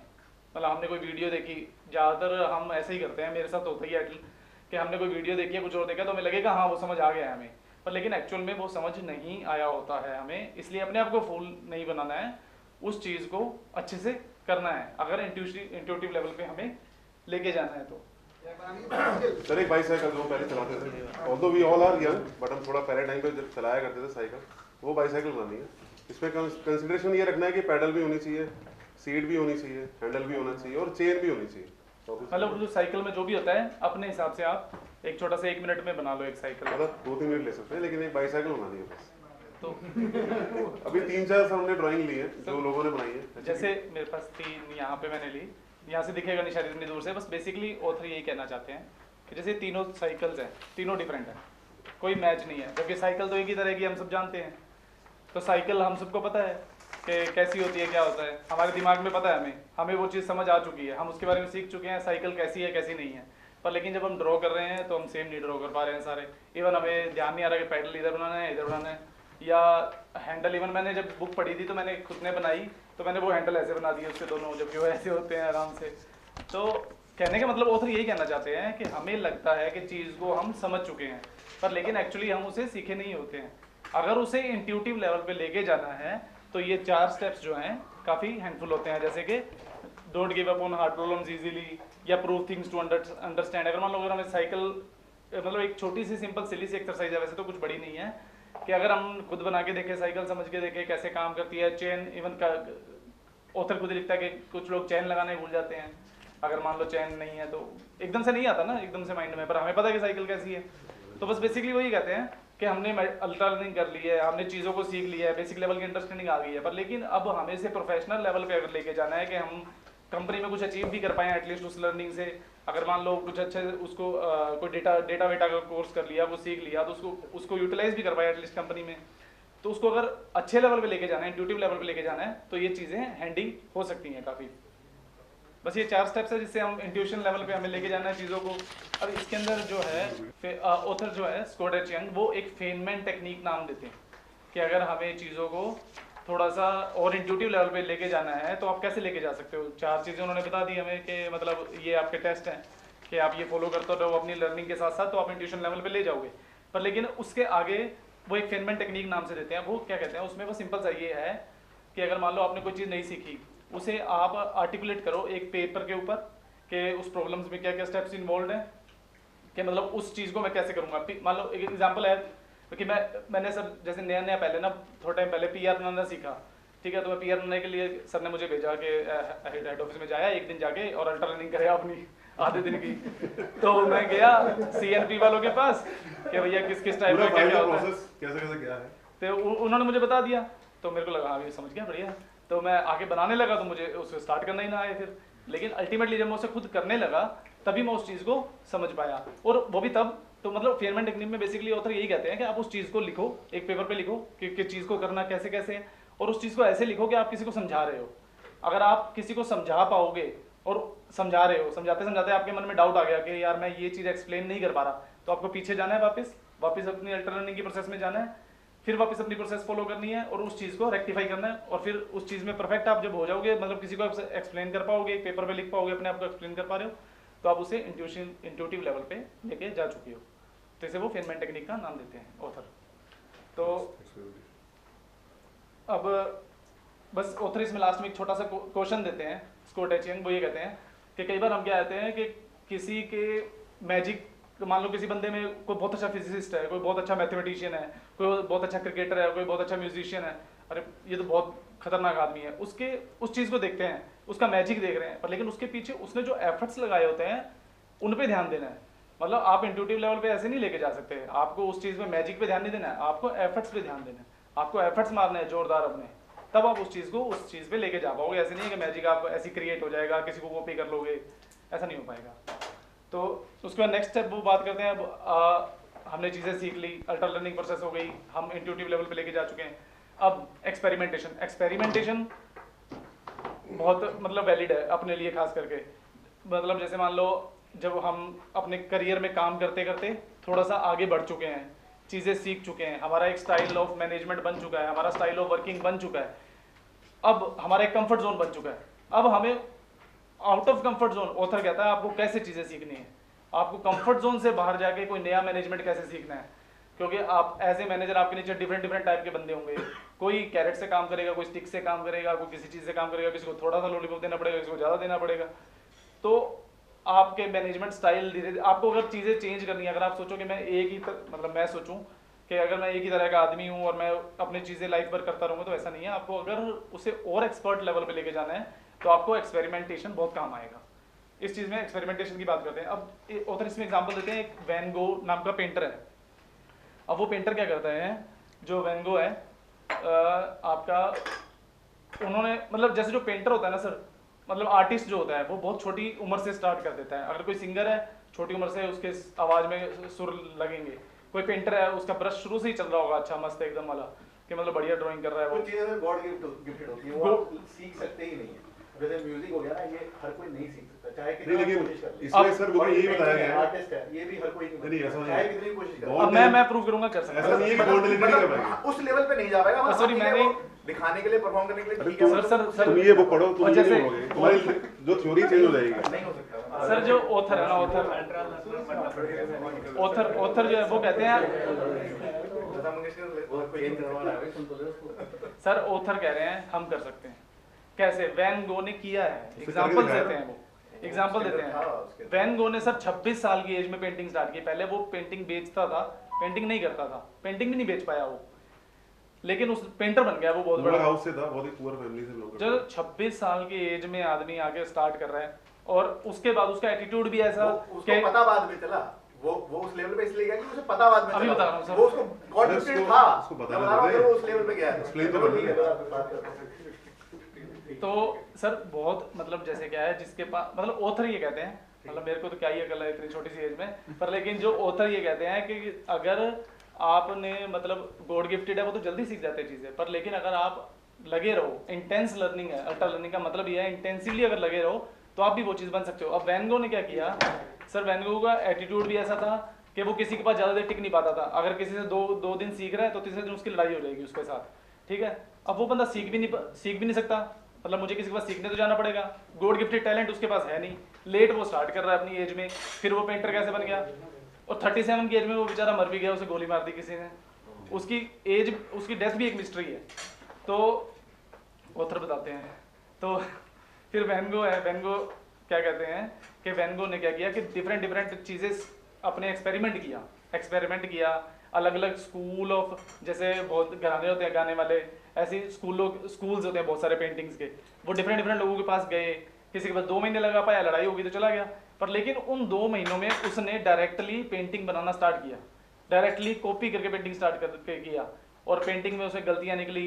वो मतलब धीरे धीरे क्या हुआ सर कि उसके डिफरेंट स्कूल्स है ना, मिक्स होके उसका एक डिफरेंट ही स्कूल बन गया खुद का ही पेंटिंग का, मतलब उसका एक अलग स्टाइल बन गया पेंटिंग का, और जिसमें वो सक्सेसफुल हो गया और उसकी पेंटिंग्स फिर बहुत अच्छे पैसों में बिकी भी बाद में।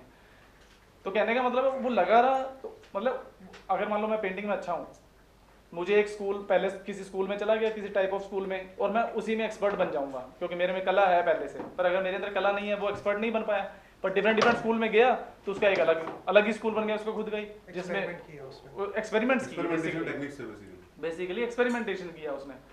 तो अब उसके बाद ऑथर जो है हमारे वो ये कहते हैं कि एक्सपेरिमेंटेशन है जो मास्टरी की है, कि हमने चीज़ें सीख ली हैं बेसिक लेवल पे, अगर हमें उसे और अच्छे लेवल पे लेके जाना है तो फिर हमें एक्सपेरिमेंटेशन करना पड़ेगा। जब हम स्टार्ट कर रहे हैं अल्ट्रा लर्निंग, तो जो सोर्सेज हैं हमारे वही हैं, जो हमारी चीज़ें हैं वही है। सैप में मान लो सैप का काम सीख रहे हैं हम स्टार्टिंग में, नोटिफिकेशन ऑर्डर बनाना वो नॉर्मल काम है, चीज़ें वो हमें जल्दी जल्दी सीख जाते हैं हम। जो नॉर्मल काम चल सकता है हमारा ऑफिस में, वो सीखने में ज़्यादा टाइम नहीं लगता आदमी को। पर लेकिन अगर हमें उसे मास्टरी लेवल पे लेके जाना है, अगर एक्सपर्ट लेवल पे लेके जाना है, तो हमें अपने एफर्ट्स डालने पड़ते हैं, फिर हमें और उसे यूनिक चीज़ों में लेके जाना पड़ता है, फिर हम उसे उस लेवल पे लेके जा सकते हैं।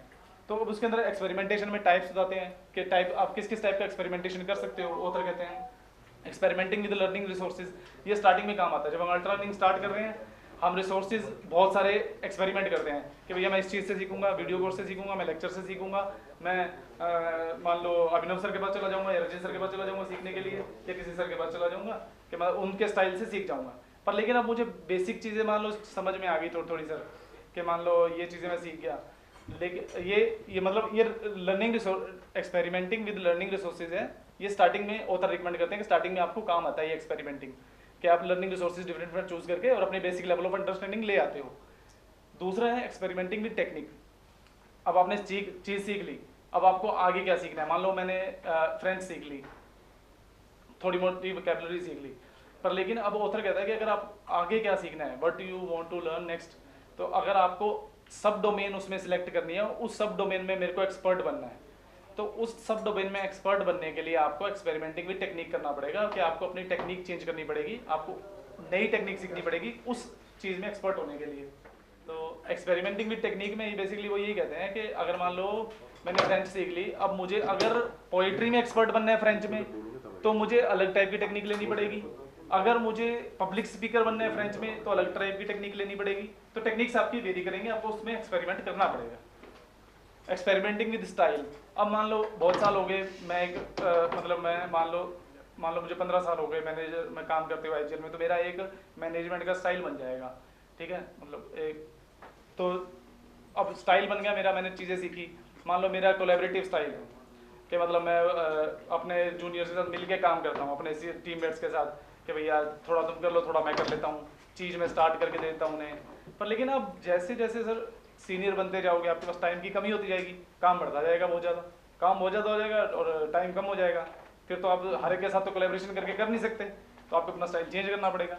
तो उसमें आपको एक्सपेरिमेंट करना पड़ेगा। फिर आपको हो सकता है अथॉरिटेटिव स्टाइल में भी जाना पड़ेगा, भैया मैंने तुझे काम दे दिया, तू करके दे दे, बस मुझे नहीं पता तू कैसे करके दे रहा है, कैसे नहीं कर रहा। तो चीज़ें मतलब फिर आपको एक नया स्टाइल सीखना है, तो स्टाइल में एक्सपेरिमेंट करना है, तो उसके लिए फिर बोलते हैं कि आपको कई बार फिर जब और ज़्यादा एक्सपर्ट लेवल पे पहुंच जाते हो, तो आपको अपने स्टाइल्स भी चेंज करने पड़ते हैं। तो ये टाइप ऑफ एक्सपेरिमेंट बताते हैं वो। अब उसके बाद कुछ टैक्टिक्स बताते हैं, आप एक्सपेरिमेंट कर कैसे सकते हो। कॉपी देन क्रिएट है कि स्टार्टिंग में क्या करो कि अगर मान लो मैं मुझे किसी एक पर्सन का कोई चीज़ का स्टाइल काम समझ में आ रहा है कि राहुल सर बढ़िया अपनी मार्केटिंग चला रहे हैं, मुझे वैसी मार्केटिंग सीखनी है, तो मैं शुरू में क्या करूँगा, कॉपी कर लूँगा वैसी, और फिर बाद में खुद का बनाने लग जाऊँगा। तो ऐसे करके मतलब कॉपी देन क्रिएट कर सकते हो आप। मतलब थोड़ा टाइम ले लेता हूँ मैं इधर। तो फिर इंट्रोड्यूस न्यू कंस्ट्रेंट्स है कि अगर मान लो आपको अब अभी तक हम चीज़ें करते आ रहे हैं सर, कि हम चीज़ें सोल्व कर पा रहे हैं हमारे अभी तक की नॉलेज को लेके। अब मुझे अपनी नॉलेज अगर बढ़ानी है, तो मैं क्या करूँगा, अपनी एक नए कंस्ट्रेंट इंक्लूड कर दूंगा अपनी प्रोसेस में सोल्व करने को, कि मैं इस चीज़ का यूज़ नहीं करूँगा। तो उससे क्या होगा, अब आप उस चीज़ का यूज़ नहीं कर पा रहे, अब वो प्रॉब्लम जो पहले सोल्वेबल थी आपके लिए वो अब अनसोल्वेबल होगी। अब आप उसे सोल्व नहीं कर पा रहे अपनी अभी करंट नॉलेज को लेकर, आपने कंस्ट्रेंट ऐड कर दिया। तो आप क्या करोगे, आप अपने आप को एक्सपेरिमेंट करते करते आप ये एक एक्सपेरिमेंटिंग की टेक्निक है, आप नया मेथड ईजाद कर लोगे और थोड़ा और एक्सपर्ट बन जाओगे अपनी प्रोसेस में। फिर है एक्सप्लोर द एक्सट्रीम्स। अब बेसिकली क्या है कि मिडल पाथ तक चलते चलते ना हम थोड़ा ही सीख सकते हैं। ऑथर ये कहते हैं अगर आपको कुछ बहुत एक्सपर्ट लेवल पे लेके जाना है तो आपको एक्सपेरिमेंट करना पड़ेगा, और वो भी एक्सट्रीम लेवल की चीज़ें करनी पड़ेंगी। एक्सट्रीम लेवल पे जाके जब आप करोगे तो नई पॉसिबिलिटीज़ खुलती हैं। अगर आप मिडल पाथ में चलते रहते हो तो आपको हो सकता है नई पॉसिबिलिटीज़ ना मिलें, चीज़ें जैसे होती आ रही हैं वो वैसी होती रहेंगी। तो अब बस इतना ही है सर। वो ऑथर एक्सपेरिमेंटेशन कहता है, एक्सपेरिमेंट करो, इंट्यूशन बिल्ड कर लिया हमने, एक्सपेरिमेंटेशन कर लिया, एक्सपेरिमेंट करते करते अपना बेस्ट निकालो अपने अंदर से। और बस sir, thank you. Good afternoon sir, my name is Rahul and I will explain how to start a first ultra learning project. तो जो जैसे कि आपने देखा होगा 9 प्रिंसिपल में जो अल्ट्रा लर्निंग प्रोजेक्ट है वो काफ़ी टाइम एफर्ट और प्लानिंग इंटेंसिव होते हैं। तो इनके आपको अपने सारे प्रिंसिपल को अच्छे से समझ के फिर एग्जीक्यूट करना होगा। अगर आप अपनी प्रॉपर्ली जब रिसर्च करेंगे और अपना पहला अल्ट्रा लर्निंग प्रोजेक्ट को एग्जीक्यूट करेंगे तो आपको अगर प्रोजेक्ट सक्सेसफुल होता है तो आपको कॉन्फिडेंस और मोटिवेशन मिलेगा कि आप आगे के प्रोजेक्ट को भी परस्यू कर सके। इसमें ऑथर ने हमें 5 स्टेप्स एक्सप्लेन करे हैं जिससे हम अपना अल्ट्रा लर्निंग प्रोजेक्ट स्टार्ट कर सकते हैं। फर्स्ट हमारा स्टेप है डू योर रिसर्च। अपनी रिसर्च करने का बेसिकली ये, जैसे हम अपने ट्रिप पे जा रहे हैं, जैसे हम बैक पैक करते हैं या प्लानिंग करते हैं, उसके लिए अगर हम विदाउट प्लानिंग कोई भी प्रोजेक्ट स्टार्ट करेंगे तो जब भी हम कोई प्रोजेक्ट परस्यू कर रहे होंगे तो उसमें हमें ड्रास्टिक चेंजेस कर सकते हैं, बल्कि हमारे लिए काफ़ी डीमोटिवेटिंग होगा और हमें शायद प्रोजेक्ट छोड़ना भी पड़ जाए। लेकिन अगर हम पहले से प्लानिंग करेंगे तो जो भी अगर कुछ चेंजेस भी आते हैं तो वो माइनर चेंजेस होंगे और हम उन्हें अकोमोडेट कर सकते हैं आसानी से। इसके 5 ऑथर ने 5 चेकलिस्ट रिसर्च के 5 चेकलिस्ट हमें बताए हैं। पहला चेकलिस्ट है कि आपको पता होना चाहिए कि आप क्या प्रोजेक्ट का आपका स्कोप क्या है, आप क्या अचीव करना चाहते हैं। आपको अगर पहले से ही पता होगा कि आप क्या पहले अगर आप देख लें कि क्या अचीव करना चाहते हैं तो आप उस हिसाब से ही अपना प्रोजेक्ट स्टार्ट कर पाएंगे। आपके क्या रिसोर्सेज रखेंगे, कैसे आप परस्यू करेंगे। और इसमें ऑथर ने एक सजेशन दिया है कि आप अपना जो भी प्रोजेक्ट स्टार्ट कर रहे हैं पहले नैरो स्कोप से स्टार्ट करें अपना प्रोजेक्ट, फिर उसके बाद उसे वाइड करते जाए जब आपके कॉन्फिडेंस और आपकी पकड़ बनती जाए उस पर। अगला हमारा उसमें चेकलिस्ट में है रिसर्च में आपके प्राइमरी रिसोर्सेज क्या होंगे। प्राइमरी रिसोर्सेज हमारे हो सकते हैं कि हम किसी स्टैटिक मटेरियल जैसे बुक्स को फॉलो कर सकते हैं, वीडियो क्लासेस ले सकते हैं, किसी टीचर्स को फॉलो कर सकते हैं। ये हमारे प्राइमरी रिसोर्सेज होंगे, हम उससे उसी को फॉलो करके अपना प्रोजेक्ट परस्यू कर सकते हैं। अगला है बेंचमार्क। अगला चेकलिस्ट हमारा आता है रिसर्च में बेंचमार्क। बेंचमार्किंग बेसिकली ये है कि जो भी हम कोई प्रोजेक्ट करना चाहते हैं आजकल इंटरनेट के ज़माने में, जो भी अगर कोई फेमस प्रोजेक्ट है अगर हम उसे फॉलो करना चाहते हैं, परस्यू करना चाहते हैं तो वो पहले किसी से पहले भी किया होगा, तो हम देख सकते हैं कि पहले किसने कैसे किया है, हम उसको एज अ बेंचमार्क यूज़ करके अपना प्रोजेक्ट परस्यू कर सकते हैं। लेकिन बेंचमार्किंग का ये नहीं है कि हम किसी को भी ब्लाइंडली फॉलो करें, हम एज एन एग्जाम्पल उसे यूज़ करें और अपने हिसाब से उस प्रोजेक्ट को अडेप्ट करें। अगला है हमारा डायरेक्टनेस जो चेकलिस्ट है। डायरेक्टनेस प्रिंसिपल पहले ही हम प्रिंसिपल्स में एक्सप्लेन कर चुके हैं कि जो भी हमारा मटेरियल है, जो भी हम परस्यू कर रहे हैं, हमारा डायरेक्ट यूज़ में आना चाहिए कि हम क्या अचीव करना चाहते हैं उसके अकॉर्डिंग रहना चाहिए। फिफ्थ चेकलिस्ट है, फिफ्थ और लास्ट चेकलिस्ट है हमारी ये बैकअप मटेरियल एंड ड्रिल्स। तो ड्रिल्स भी और भी हम पहले ही कर चुके हैं, डिस्कस हो चुका है। उसके अंदर ये है कि हम अपना बैकअप मटेरियल रखें और जो भी हमारे वीक पॉइंट्स हैं उनको ड्रिल्स के थ्रू हम कवर अप करें। हम अपने रेट डिटर्मिनिंग स्टेप्स जो हैं उनको ड्रिल्स के थ्रू कवर अप कर लें। लेकिन बैकअप मटेरियल में ये है कि हम बहुत ज़्यादा बैकअप मटेरियल भी नहीं रखना चाहेंगे, क्योंकि इससे ये होगा कि हम स्लो डाउन हो जाएंगे, तो हमें इसको भी मैनेज करना होगा। अगला हमारा स्टेप है टाइम मैनेजमेंट पर, टाइम शेड्यूलिंग का। अगर हम सर जैसे अगर हम कोई भी प्रोजेक्ट स्टार्ट करना करें, पहले हमें कैलेंडर या अपना पहले शेड्यूल पहले ही सेट कर लेना चाहिए। हमें ऐसे नहीं छोड़ना चाहिए कि जब मुझे टाइम मिलेगा तब मैं देख लूँगा, तब मैं अपना प्रोजेक्ट परस्यू कर लूँगा। तो उससे बेसिकली हमारा फोकस नहीं बनता उस प्रोजेक्ट पे, अगर हम टाइम शेड्यूल करके नहीं रखते। टाइम शेड्यूलिंग के 2 फायदे, एक तो लॉजिस्टिक फ़ायदा है कि होता है ये है कि अगर हम पहले से शेड्यूल करेंगे तो हमें पता चल जाएगा कि हमारे बाकी शेड्यूल के साथ क्या कॉन्फ्लिक्ट है, आ रहे हैं हमारा क्या है, तो उस हिसाब से हम कैलेंडर पे शेड्यूल कर लेंगे हमें कैसे उसे परस्यू करना है। और एक साइकोलॉजिकल फ़ायदा है टाइम शेड्यूलिंग का। साइकोलॉजिकल फ़ायदा ये है कि अगर हम टाइम शेड्यूल करेंगे किसी प्रोजेक्ट को लेके तो हमारे मन में ये बैठ जाएगा कि हम इस प्रोजेक्ट को लेके काफ़ी सीरियस हैं, तो सीरियस है तो हम उसे परस्यू करना चाहेंगे। तो टाइम मैनेजमेंट में ये भी ये बताया गया कि जो प्रोजेक्ट्स हैं उन्हें शॉर्ट ड्यूरेशन का रख के गैप दे के ही करा जाए, क्रैमिंग ना करी जाए। एक साथ बहुत कुछ याद करने की अगर हम कोशिश करेंगे तो हमें याद नहीं रहेगा। शॉर्ट ड्यूरेशन का रख के हम गैप दे के उन्हें उस प्रोजेक्ट को फॉलो अप करें। और अगर ये हमारे कंट्रोल में है जो हम प्रोजेक्ट ले रहे हैं, हम उसे जैसे मंथली या 3 मंथ्स का अराउंड का रख सकते हैं, तो हम वही कोशिश करें कि हम शॉर्ट ड्यूरेशन का कोई प्रोजेक्ट लें। तो उससे ये होगा, अगर हम कोई शॉर्ट ड्यूरेशन का प्रोजेक्ट लेंगे तो हम मोटिवेटेड भी रहेंगे और हमारे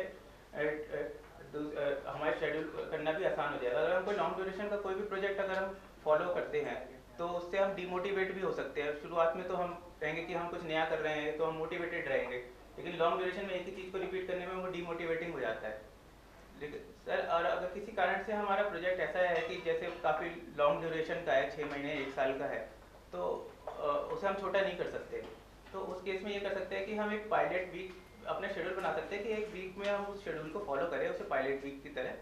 और अगर हम ये देख सकते हैं कि हम उस वीक के अंदर, उस ड्यूरेशन के अंदर हम बर्नआउट तो नहीं हो रहे। अगर हम बर्नआउट हो रहे हैं तो इसका मतलब जो हमारा शेड्यूल है हमने जो बनाया है वो अप्रोप्रिएट नहीं है। तो हम उसमें कोई बुराई नहीं है कि हम अपना दोबारा से शेड्यूल बनाएं ताकि हम उस प्रोजेक्ट को प्रॉपर्ली एग्जीक्यूट कर सकें। थर्ड हमारा आता है एग्जीक्यूटिव प्लान।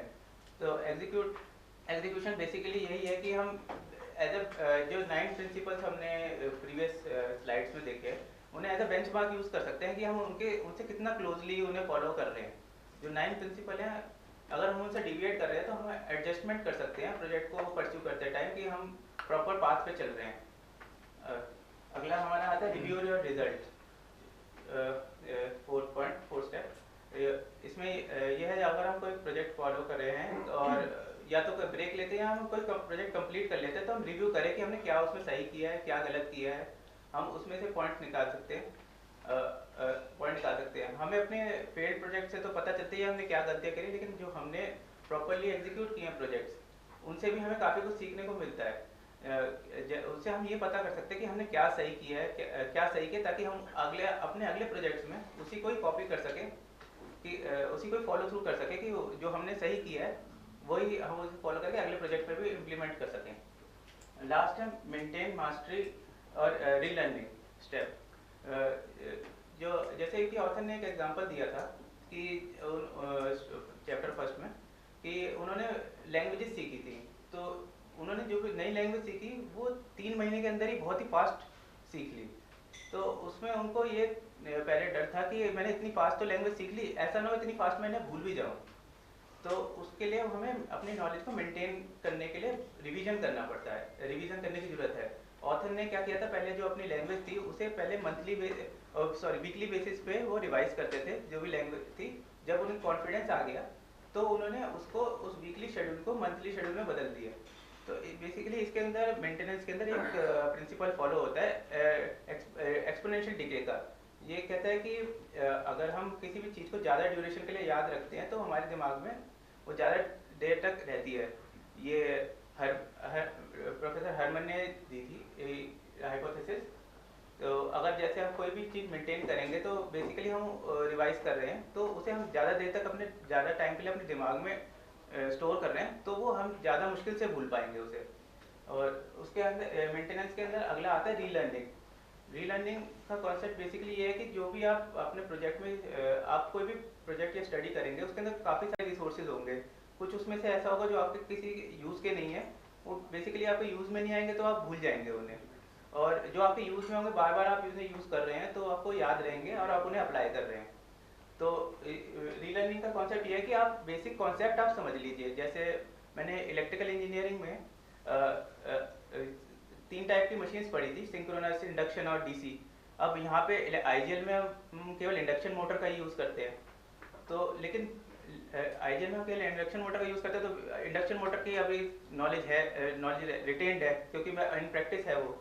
लेकिन अगर मुझे ज़रूरत पड़े कभी कल को कोई प्रोजेक्ट हो तो मुझे बेसिक्स क्लियर हैं कि सिंक्रोनस मशीन क्या होती है, डीसी मशीन क्या होती है, तो मैं उन्हें रीलर्न कर सकता हूँ। कि अगर मुझे ज़रूरत पड़े, मुझे कॉन्सेप्ट क्लियर रहने चाहिए इस केस में कि आपको कॉन्सेप्चुअली पता है कि आपको क्या होता है वो। तो अगर कॉन्सेप्ट क्लियर है तो आपको ये भी क्लिक कर जाएगा कि आपको हाँ ये रिवाइज करने की ज़रूरत है, तो आप वो भी रिवाइज कर सकते हैं। ज़रूरी नहीं है कि आप सब कुछ ही याद करते रहे, वो ओवरलोडिंग हो जाएगी वो। बेसिकली रीलर्निंग में एक और चीज़ मैं ऐड करना चाहूँगा। रीलर्निंग में ऑथर ने ये भी बताया कि जैसे हम फर्स्ट टाइम कोई भी चीज़ याद करते हैं तो वो हमारे लिए डिफिकल्ट होती है, अगर हम उसी को दोबारा रीलर्न करते हैं तो हम शॉर्टर ड्यूरेशन में भी कर लेते हैं उसे। तो अगला इसके अंदर मेंटेनेंस में है मास्टरी। तो जैसे हमने कोई अल्टर लर्निंग प्रोजेक्ट फिनिश कर लिया तो हम उसको स्लो पेस पे हम उसके जो भी हमारे यूजफुल कॉन्सेप्ट्स होंगे हम उसको मास्टरी कर सकते हैं, लो इंटेंसिटी। उसके लिए ज़रूरी नहीं है कि हम अल्ट्रा लर्निंग जैसे इंटेंसिव अप्रोच को ही अपनाएं, लेकिन अगर फिर भी वो फ्रस्ट्रेटिंग है तो हम बैक टू 9 प्रिंसिपल जाके अल्ट्रा लर्निंग की अप्रोच को भी फॉलो करके उसकी मास्टरी कर सकते हैं। और लास्टली इस चैप्टर में ऑथर ने 2 और लर्निंग प्रोसेस बताए हैं। बेसिकली ऑथर का कहना था कि ये अल्ट्रा लर्निंग पे बुक है तो उन्होंने एम्फसाइज इस पे किया, तो उन्होंने बताया यही एक लौता मेथड नहीं है, तो और भी मेथड एग्जिस्ट करते हैं हमारे लर्निंग के। वहीं लो इंटेंसिटी लर्निंग और स्कूल टेक्स्ट बुक या जो हम कॉलेज एजुकेशन में हम यूज़ करते हैं। लो इंटेंसिटी लर्निंग का है कि हम अपने रिलैक्स होके लर्न कर रहे हैं, हमें इन्जॉयमेंट आ रहा है। अल्ट्रा लर्निंग की तरह थोड़ा कि जैसे इतना इंटेंसिव है तो जो इंटेंसिव स्टडी है थोड़ी फ्रस्ट्रेटिंग भी हो जाती है। तो लो इंटेंसिटी में है कि हम एंजॉय करके लर्न कर रहे हैं, तो इसे बेसिकली हम कॉम्प्लीमेंट कर सकते हैं अल्ट्रा लर्निंग के लिए। जब हमें कुछ बिल्कुल ड्रास्टिकली न्यू ना सीखना हो, हम उसी चीज़ को हम नॉलेज एक्सपेंड कर रहे हैं तो हम लो इंटेंसिटी लर्निंग कर सकते हैं। जब हमें कुछ भी नया सीखना है, नई स्किल डेवलप करनी है, तो हम अल्ट्रा लर्निंग इम्प्लीमेंट करेंगे उस केस में। लास्ट इन्होंने एक्सप्लेन करे कि जैसे ऑथर ये भी कहना चाहते हैं कि अल्ट्रा लर्निंग कोई सब्स्टिट्यूट नहीं है कॉलेज एजुकेशन या बेसिक डिग्री का, क्योंकि अगर गवर्नमेंट की रेगुलेशंस है कि अगर मेरे पास इंजीनियरिंग की डिग्री नहीं है तो मैं फील्ड पे काम ही नहीं कर सकता, तो या डॉक्टर के पास डिग्री नहीं है तो वो नहीं कर सकता, चाहे मैं अल्ट्रा लर्निंग से सीख के भी आ जाऊँ तो उसका वो नहीं होगी वैलिड। तो बेसिकली ये है कि कॉलेज की डिग्री भी वैलिड होती है, तो हम लेकिन वो एक्सटर्नल है, जो स्कूल्स एंड कॉलेज में सीखते हैं वो हम एक करिकुलम फॉलो कर रहे हैं। अल्ट्रा लर्निंग से हम बेसिकली अपने जो वीक स्पॉट्स है या जो हमने अपनी इच्छाएं उनको परस्यू कर सकते हैं, तो बेसिकली हम अपने को स्ट्रेंथ बढ़ा सकते हैं, उनकी जो हमने कॉलेज डिग्री में जो सीखा है उसको और ज़्यादा इम्प्रूव कर सकते हैं और उनकी मास्टरी कर सकते हैं अल्ट्रा लर्निंग से। सर एज अ कंक्लूजन मैं यही बताना चाहूँगा कि जब भी हम कुछ नया सीखते हैं तो इसका मतलब ये नहीं है कि हम अपने इग्नोरेंस को नॉलेज से रिप्लेस कर रहे हैं। जैसा कि ऑथर ने बताया कि अगर हम कुछ नया सीखते हैं तो हमें ये भी पता चलता है कि और क्या क्या हम सीख सकते हैं, हमें और वास्ट एवेन्यूज पता चलते हैं। जब उन्होंने MIT का अपना कोर्स कंप्लीट करा तब उनका शुरुआत में ये था कि अपना कंप्यूटर साइंस को सीख जाएंगे, लेकिन जब उन्होंने कोर्स क्रिएट करा तब उन्हें पता चला कितनी वास्टनेस है और कितना कुछ वो आगे सीख सकते हैं। तो जब भी हम कोई अपना अल्ट्रा लर्निंग प्रोजेक्ट कंप्लीट करते हैं तो हमें और पता चलता है और कितना स्कोप और कितनी वैल्यूज हम ऐड कर सकते हैं। Thank you. सारे स्टेप्स हमने सीख लिए, कंक्लूजन भी हो गया, बस एक रिकैप है हिंदी में। हाय एवरीवन, आज मैं स्कॉट यंग की किताब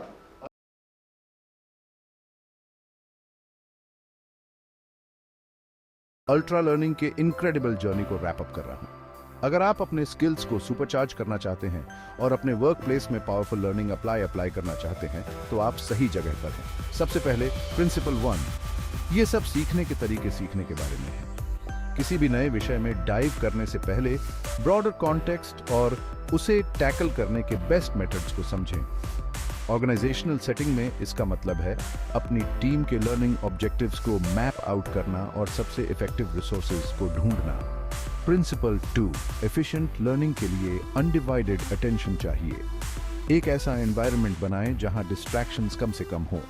अपनी टीम को डेडिकेटेड लर्निंग टाइम्स रखने के लिए इंकरेज करें जो मीटिंग्स और इंटरप्शन से फ्री हों। नेक्स्ट, प्रिंसिपल 3, आप जो सीखना चाहते हैं उसका डायरेक्टली प्रैक्टिस करें। उदाहरण के लिए अगर आप कोई नया सॉफ्टवेयर टूल सीख रहे हैं तो उसे रियल प्रोजेक्ट्स में यूज करें। यह थ्योरी और एप्लीकेशन के बीच के गैप को ब्रिज करता है। प्रिंसिपल 4 इज अपनी वीकनेसेस को आइडेंटिफाई करें और उन्हें तब तक ड्रिल करें जब तक कि वे स्ट्रेंथ्स न बन जाएं। वर्क सिनेरियो में इसका मतलब है रेगुलर स्किल असेसमेंट्स और गैप्स को एड्रेस करने के लिए टारगेटेड ट्रेनिंग सेशंस। प्रिंसिपल 5, खुद को रेगुलरली टेस्ट करें। रिट्रीवल प्रैक्टिस नॉलेज को सीमेंट करने में मदद करता है। लर्निंग को एक्टिव रखने के लिए रेगुलर क्विजेस या पीयर रिव्यू सेशंस इंप्लीमेंट करें। प्रिंसिपल 6, फीडबैक लें और उसे यूज करें। कंस्ट्रक्टिव फीडबैक इंप्रूवमेंट के लिए क्रूशल है। एक ऐसा कल्चर क्रिएट करें जहां फीडबैक का स्वागत हो और उस पर एक्शन लिया जाए। प्रिंसिपल 7, यह इंश्योर करने के लिए कि आपके मटेरियल आपके साथ रहे, समय के साथ उसका रिव्यू करें। रेगुलर रिव्यू सेशंस शेड्यूल करने से आपकी टीम को क्रूशियल इंफॉर्मेशन को लॉन्ग टर्म रिटेन करने में मदद मिल सकती है। प्रिंसिपल 8, अपने सब्जेक्ट की डीप अंडरस्टैंडिंग डेवलप करें। अपनी टीम को डॉट्स कनेक्ट करने और बिगर पिक्चर देखने के लिए इंकरेज करें, बजाय इसके कि वे सिर्फ फैक्ट्स को मेमोराइज करें। फाइनली प्रिंसिपल 9, नए अप्रोचेस ट्राई करने और फेलियर से सीखने से न डरें। अपने ऑर्गेनाइजेशन में एक इनोवेटिव माइंडसेट फॉस्टर करें जहां एक्सपेरिमेंटेशन को इनकरेज किया जाता है। तो आप इन प्रिंसिपल्स को अपने वर्क प्लेस में कैसे अप्लाई कर सकते हैं? एक लर्निंग कल्चर फॉस्टर करके शुरुआत करें। लर्निंग को अपनी टीम के डेली रूटीन का पार्ट बनाएं। सेल्फ डायरेक्टेड लर्निंग को इनकरेज करें और नेसेसरी रिसोर्सेज प्रोवाइड करें। अपनी टीम के साथ रेगुलरली चेक इन करें, यह देखने के लिए कि वे इन प्रिंसिपल्स को कैसे अप्लाई कर रहे हैं और क्या इंप्रूवमेंट्स किए जा सकते हैं। याद रखें, अल्ट्रा लर्निंग एक कंटिन्यूअस प्रोसेस है। यह इवॉल्विंग और अडेप्टिंग करने के बारे में है। इन प्रिंसिपल्स को अपने ऑर्गेनाइजेशन में एम्बेड करके आप न केवल इंडिविजुअल स्किल्स को इन्हांस करेंगे, बल्कि कलेक्टिव ग्रोथ और इनोवेशन को भी ड्राइव करेंगे। थैंक्स फॉर ट्यूनिंग इन।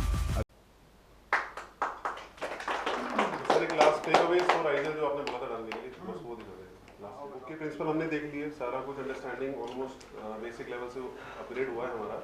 बाकी ये कुछ हमने की एरियाज आइडेंटिफाई करें जिसमें हमें लगता है कि लर्निंग इंप्रूव हो सकती है फॉर आइजल और we can implement to foster the growth of the organization. एक डाइवर्सिफिकेशन, अभी डाइवर्सिफिकेशन नीड एंड आर है सर। गैस प्राइसिंग बिल्कुल शूट अप करते जा रहे हैं और गैस जो है new gold right now.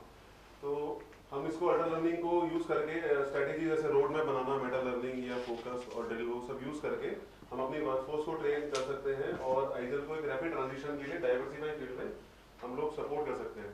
Diversification के लिए इसको टेक्निक को हम यूज कर सकते हैं और एक पॉजिटिव फीडबैक कर सकते हैं। नॉर्मली सब लोग फीडबैक के लिए इंटरेस्टेड नहीं होते, nobody wants for the feedback. सबको लगता है कि जो मैं कर रहा हूँ वो अच्छा ही है और कोई मुझे बता रहा है तो वो गलत बता रहा है। तो एक फीडबैक अगर कोई फीडबैक कल्चर अगर हम इम्प्लीमेंट करते हैं और उसको इम्प्लीमेंट करके उसको फॉलो करते हैं तो अपने वीक पार्ट्स या नेगेटिव चीज़ें जो है, वीकन एरियाज हैं, उनको हम इम्प्रूव कर सकते हैं। ये इस टेक्निक के बारे में बताया गया है, फीडबैक टेक्निक का, तो उसका यूज़ करके हम अपनी ऑर्गेनाइजेशन में यूज़ कर सकते हैं। नेक्स्ट है क्रॉस फंक्शन टास्क असाइनमेंट। ये इस तरह से सर अब जैसे ऑप्टिमाइज होती जा रही है मैन पावर, इसका यूटिलाइजेशन बहुत ज़रूरी है। तो जैसे मैं मैकेनिकल की बात करूँ, कोई बंदा अगर ऑयल देख रहा है या गैस लॉस देख रहा है तो वो वही देख रहा है। कोई बंदा अगर अप्रूवल नोट बना रहा है तो वो अप्रूवल नोट ही बना रहा है, या कोई अगर एलसीवी देख रहा है तो वही देख रहा है। तो इसमें बुक में भी ऑथर इस चीज़ को एम्फेसाइज करते हैं कि अगर हम विद इन द डिपार्टमेंट इस क्रॉस फंक्शन टास्क असाइनमेंट को इम्प्लीमेंट करते हैं तो उससे इंडिविजुअलिस्टिक भी ग्रोथ होती है एज वेल एज ऑर्गेनाइजेशन भी ग्रोथ होती है। तो एक कभी कभी होता है इमरजेंसी है, जो बंदा जो चीज़ कर रहा है वो अवेलेबल नहीं है, तो हमारा वर्क भी हैम्पर नहीं होता और ओवरऑल भी ग्रोथ होती है डिपार्टमेंट की भी और इंडिविजुअल की भी। नेक्स्ट सर ये है adopting new technology in existing work culture. As we all know, IGL is pioneer in adopting a technology within the CGD segment. Like we are using various IoT things and upgrade technologies like SCADA system and online DPR, और भी इसके साथ साथ GIS mapping of pipeline network, इसके साथ साथ और भी अपग्रेड चीज़ें आ रही हैं जो CGD नेटवर्क के लिए वो हम इम्प्लीमेंट कर सकते हैं, जिससे हमारा जो है टैट कम हो जाए और हमारी एफिशिएंसी बढ़े ओवरऑल सिस्टम की। और नेक्स्ट है डिज़ाइन इफेक्टिव ट्रेनिंग प्रोग्राम। इसमें सर ये फ्लाइट सिमुलेटर मेथड को हम लोग सजेस्ट कर रहे हैं। जैसे हम लोग अपनी वर्कशॉप बना रहे हैं और एक ट्रेनिंग सेंटर बना रहे हैं, वहाँ पे भी हम लोगों ने प्रोटोटाइप और मॉड्यूल्स को रखे हैं। साथ साथ हम लोग इंजन की फंक्शनिंग एक प्रैक्टिकल वे में कैसा एनवायरनमेंट फील होगा, जो नए जीटीज आ रहे हैं या ट्रबल शूटिंग के लिए इंजीनियर्स को, अगर उसको हम वहाँ पे मैप कर दें तो वो भी एक अच्छी लर्निंग के लिए मतलब हेल्प करेगा। अभी ये रिसेंटली भी कुछ विमल सर ने टीम भेजी थी कैट की ट्रेनिंग के लिए, तो ये लोग भी आके मुझे फीडबैक दे रहे थे कि वहाँ पर भी सर ये फ्लाइट सिमुलेटर वाला मेथड था सिखाने के लिए। Sir, basically they prepared a CAT engine themselves and they were varying the parameters on the computer. So for new joinees and engineers, what they were doing is that they removed a sensor from somewhere and they asked the team to find the problem. So similar problems arise at site. So in this way, safely, we are working with very high gas pressures and dangerous equipments. So for new joinees and engineers, something like that can help to work in the similar environment safely. Last है सर foster learning culture across the IJL. As we all know कि learning alter learning is learning only, तो अगर हम इसे implement करेंगे तो एक learning culture across IGL implement होगा। That's all sir. इंडिविजुअल जानना चाहूंगा कि आप लोगों को कैसा लगा इस बुक को पढ़ के, इस जर्नी को, how it you felt about this journey. Sir मैं स्टार्ट करता हूं। तो it was very good experience sir. सिर्फ लिखने पढ़ने की बात नहीं, मतलब ऐसी मतलब कि बटरिंग वाली बात नहीं है, रियली मतलब एक बहुत ही अच्छा एक्सपीरियंस था। मतलब एक बहुत थॉटफुल एक्सपीरियंस है ये। मतलब ये सॉफ्ट स्किल्स एनहांस कर रहे हैं, मतलब क्या चीज़ नहीं हो रही इसमें, सब कुछ हो रहा है। सॉफ्ट स्किल्स एनहांस हो रही है, टीम बिल्डिंग हो रही है। अब मान लो हमने कोई चीज़ स्टार्ट की थी, शुरू में लगा था लोगों को यार डेली काम करते हैं, हमें रिचुअल हो जाते हैं, कोई काम चल रहा है तो वही काम सही है। अब उसके अलावा कुछ और चीज़ आती है तो एकदम से बर्डन ले लेते हैं उस चीज़ को कि भैया ये कैसे होगा कैसे होगा कैसे होगा। पर लेकिन उसमें फिर क्या है कि सीनियर्स की रोल आ जाता है कि मतलब जैसे मान लो मतलब सर हैं अपने, सर ने अभिषेक सर हैं, महिपत सर हैं, नोएडा सर वाले इंचार्ज हैं, सब ने मैन पावर रिलीज करवाई। मतलब टाइम तो लगता ही है सर उस चीज़ को प्रिपेयर करने में, आपको कहीं ना कहीं मैन पावर को सिर्फ 2-4 घंटे निकालने भी पड़ते हैं। तो बंदे आ रहे हैं, कोई मतलब एक जगह बैठे, इसको मतलब कम से कम हमारी 5-6 मीटिंग्स हुई इस चीज़ को लेकर। पहले वर्क अलॉट हुआ, फिर अलॉट होने के बाद उस चीज़ों पे हमने काम किया, ठीक है, मतलब ये चीज़ें काम होगी। फिर इसके बाद एक ऐसे ही हमने मतलब एक मतलब बिल्कुल क्या बोलते हैं उस चीज़ को कि मतलब रिहर्सल, मतलब उसको कुछ बोलते हैं मॉक ड्रिल टाइप सर, कि मतलब हमने वो भी किया। मतलब एक्चुअली मतलब हम मतलब उसको टाइम नोट कर रहे हैं, बैठ के कर रहे हैं, मतलब ज़्यादा टाइम भी नहीं खराब करना है किसी का, क्योंकि आप लोगों का टाइम तो मतलब वही मैंने जैसे बोला था कि जैसे जैसे सीनियर होते जाते टाइम कम होता जाता आदमी के पास। तो हमारे लिए तो बहुत अच्छा एक्सपीरियंस था और आप लोगों के सामने प्रेजेंट करने का मौका मिला है, तो thank you so much. Thank you sir, thank you so much sir. Basically 6-7 बार हम लोगों ने मीटिंग कर ली थी इस बुक को लेके, और 2 बार रिहर्सल भी किया, स्टॉप वॉच लगा के देखा किसको कितना टाइम मिल रहा है चैप्टर के हिसाब से। 2 घंटे का टाइम बाउंड लेके 2 घंटे में फिनिश करनी है, कंटेंट भी पूरा डिलीवर होना है और टाइम भी ज़्यादा नहीं है, वो ज़्यादा नहीं है। Sir I would like to add कि मतलब इसमें जैसे सर जोनल है, लेकिन उन्होंने मतलब पूरा टाइम एम्प्लॉयज़ को, जैसे रिहर्सल्स के लिए एम्प्लॉयज़ को बुलाना, फिर उसके बाद प्रेजेंटेशन ऑन, मतलब हमने वहाँ पे कंप्यूटर में लगा के प्रेजेंटेशन ऐसे दी। और मैं मतलब ये फर्स्ट प्रेजेंटेशन हमारी ऐसी नहीं थी, ये 5th प्रेजेंटेशन हम इसके करीब पहुँचे थे। आज हम 6th में आके यहाँ पे इस तरह बोल पा रहे हैं, क्योंकि वो 5-6 बार जो सर ने हमें फीडबैक सही है, everything is learning. Sir overall experience अच्छा रहा। सर ने ऐसे बुक बताई थी हमें, तो मैं तो सर जैसे अपने सामने अभी प्रेजेंट किया, शायद लाइफ में 2री या 3री बार होगा, तो एक कॉन्फिडेंस बूस्ट हुआ कि हाँ मैं भी कर सकता हूँ। एंड अपने काम के साथ में कुछ नया सीखने के लिए थोड़ा कॉन्फिडेंट हूँ कि कुछ नया सीख सकता हूँ उसको पढ़ने के बाद। सर मेरे लिए एज ए जीटी काफ़ी अच्छा अपॉर्चुनिटी था अपने सीनियर्स के साथ में टीम बिल्डिंग एक्टिविटी करने का, कुछ ना कुछ नया सीखने का, उनके आइडियाज़ डिस्कस करने का, मेरे आइडियाज़ सजेस्ट करने का, और देखते हैं कि आपकी फीडबैक कैसी आती है। और मतलब एक साथ में एक हंसी का माहौल भी बन जाता है, साथ में हम लोग डिस्कस करते हैं, किसी के आइडियाज़ को मॉक करते हैं, किसी का वो हमारे आइडियाज़ को मॉक करता है, और ढूंढते हैं अल्टीमेटली कि हम लोग कैसे एग्री कर सकते हैं finally how to come to conclusion, जिससे कि हम लोग अपना मोस्टली अपना मेक मोस्ट ऑफ इट। यही सब मेरे लिए सर काफ़ी सही है। इससे काफ़ी कुछ वैसे सीखने को मिला। जैसे मैंने कई बार कोशिश करी कि अपनी फील्ड से अलग सब्जेक्ट भी पढ़ूँ, लेकिन मैंने देखा कि जैसे मैं कब इसके कॉन्ट्रडिक्शन में, जिसने प्रिंसिपल बताया उनके कॉन्ट्रडिक्शन में काम कर रहा था, काफ़ी बार फ्रस्ट्रेशन हुई है मुझे सीखने के लिए। जैसे मैंने कभी कभी कोशिश करी, जैसे कि हम कंप्रेसर में काम करते हैं तो थोड़ा मैकेनिकल का भी थोड़ा देख लूँ, सोच लूँ, मतलब जो है तो अभी ये तो प्रिंसिपल को थोड़ा अप्लाई कर सकते हैं। और सर ने हमें काफ़ी वो ज़्यादा काफ़ी ड्रेस कोड वगैरह भी हमारा फॉलो अप किया, काफ़ी प्रैक्टिस करवाई, हम काफ़ी कुछ सीख पाए, तो काफ़ी कुछ सीखने को मिला है। सर ये मतलब काफ़ी यूनिक एक्सपीरियंस था हमारे लिए फर्स्ट टाइम, मतलब जैसे कि काफ़ी लोगों ने बताया कि उनके लिए भी नया था, तो मेरे लिए भी एक नया था कि आपके सामने मतलब अपने हाईएस्ट मैनेजमेंट के सामने हम लोग आके कुछ चीज़ प्रेजेंट कर रहे हैं और आप लोग उसको टाइम दे रहे हैं, और मोस्ट लाइकली आप फीडबैक भी उसमें देंगे, और आगे भी एक्सपेक्ट कर रहे हैं कि ऐसे ही हमें कुछ और मौका मिलेगा इस चीज़ को ऐसे, और ना कि उसके लिए बल्कि सबके लिए हमारे लिए भी एक लर्निंग है। ये जो बुक है अल्टर लर्निंग, हमने जो देखा है कि इसमें हम इसको प्रोफेशनली और पर्सनली दोनों में अपने उसके लिए यूज कर सकते हैं, कोई भी गोल सेट करके कर सकते हैं। ऑल्दो अभी भी हम करते हैं, बट किसी चीज को फोकसली कैसे हम कर सकते हैं, किसी मैमोथ टास्क को अगर हमें अचीव करना हो, तो ये बुक के जो प्रिंसिपल्स हैं ये हमें उसको अचीव करने का एक रास्ता बताते हैं। इसको और डेली रूटीन की एक्टिविटी में बस डेली की जो वर्क है वही कर रहे हैं, बाकी कुछ कर नहीं रहे। बुक को पढ़ के लगा कि हाँ लर्निंग को शायद बिल्कुल भूल ही गए थे, तो और भी चीज़ें हैं जो लर्न करनी है।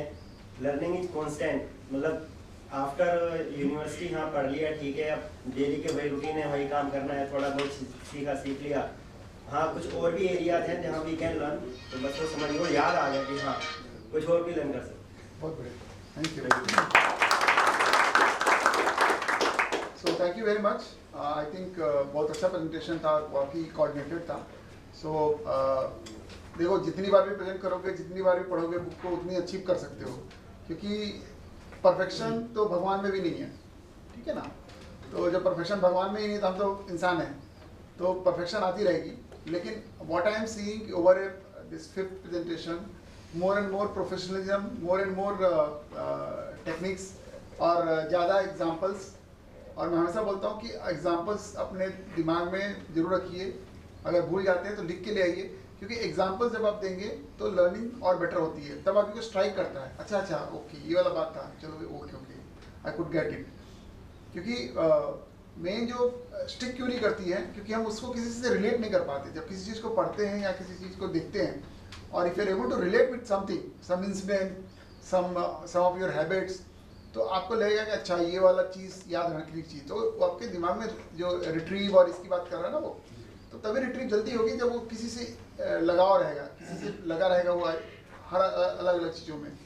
तो आई थिंक अच्छा रहा और ऑल द बेस्ट। डेफिनेटली दिसंबर में हम ख़त्म करेंगे ये राउंड को, और फिर जनवरी से अगला राउंड शुरू होगा।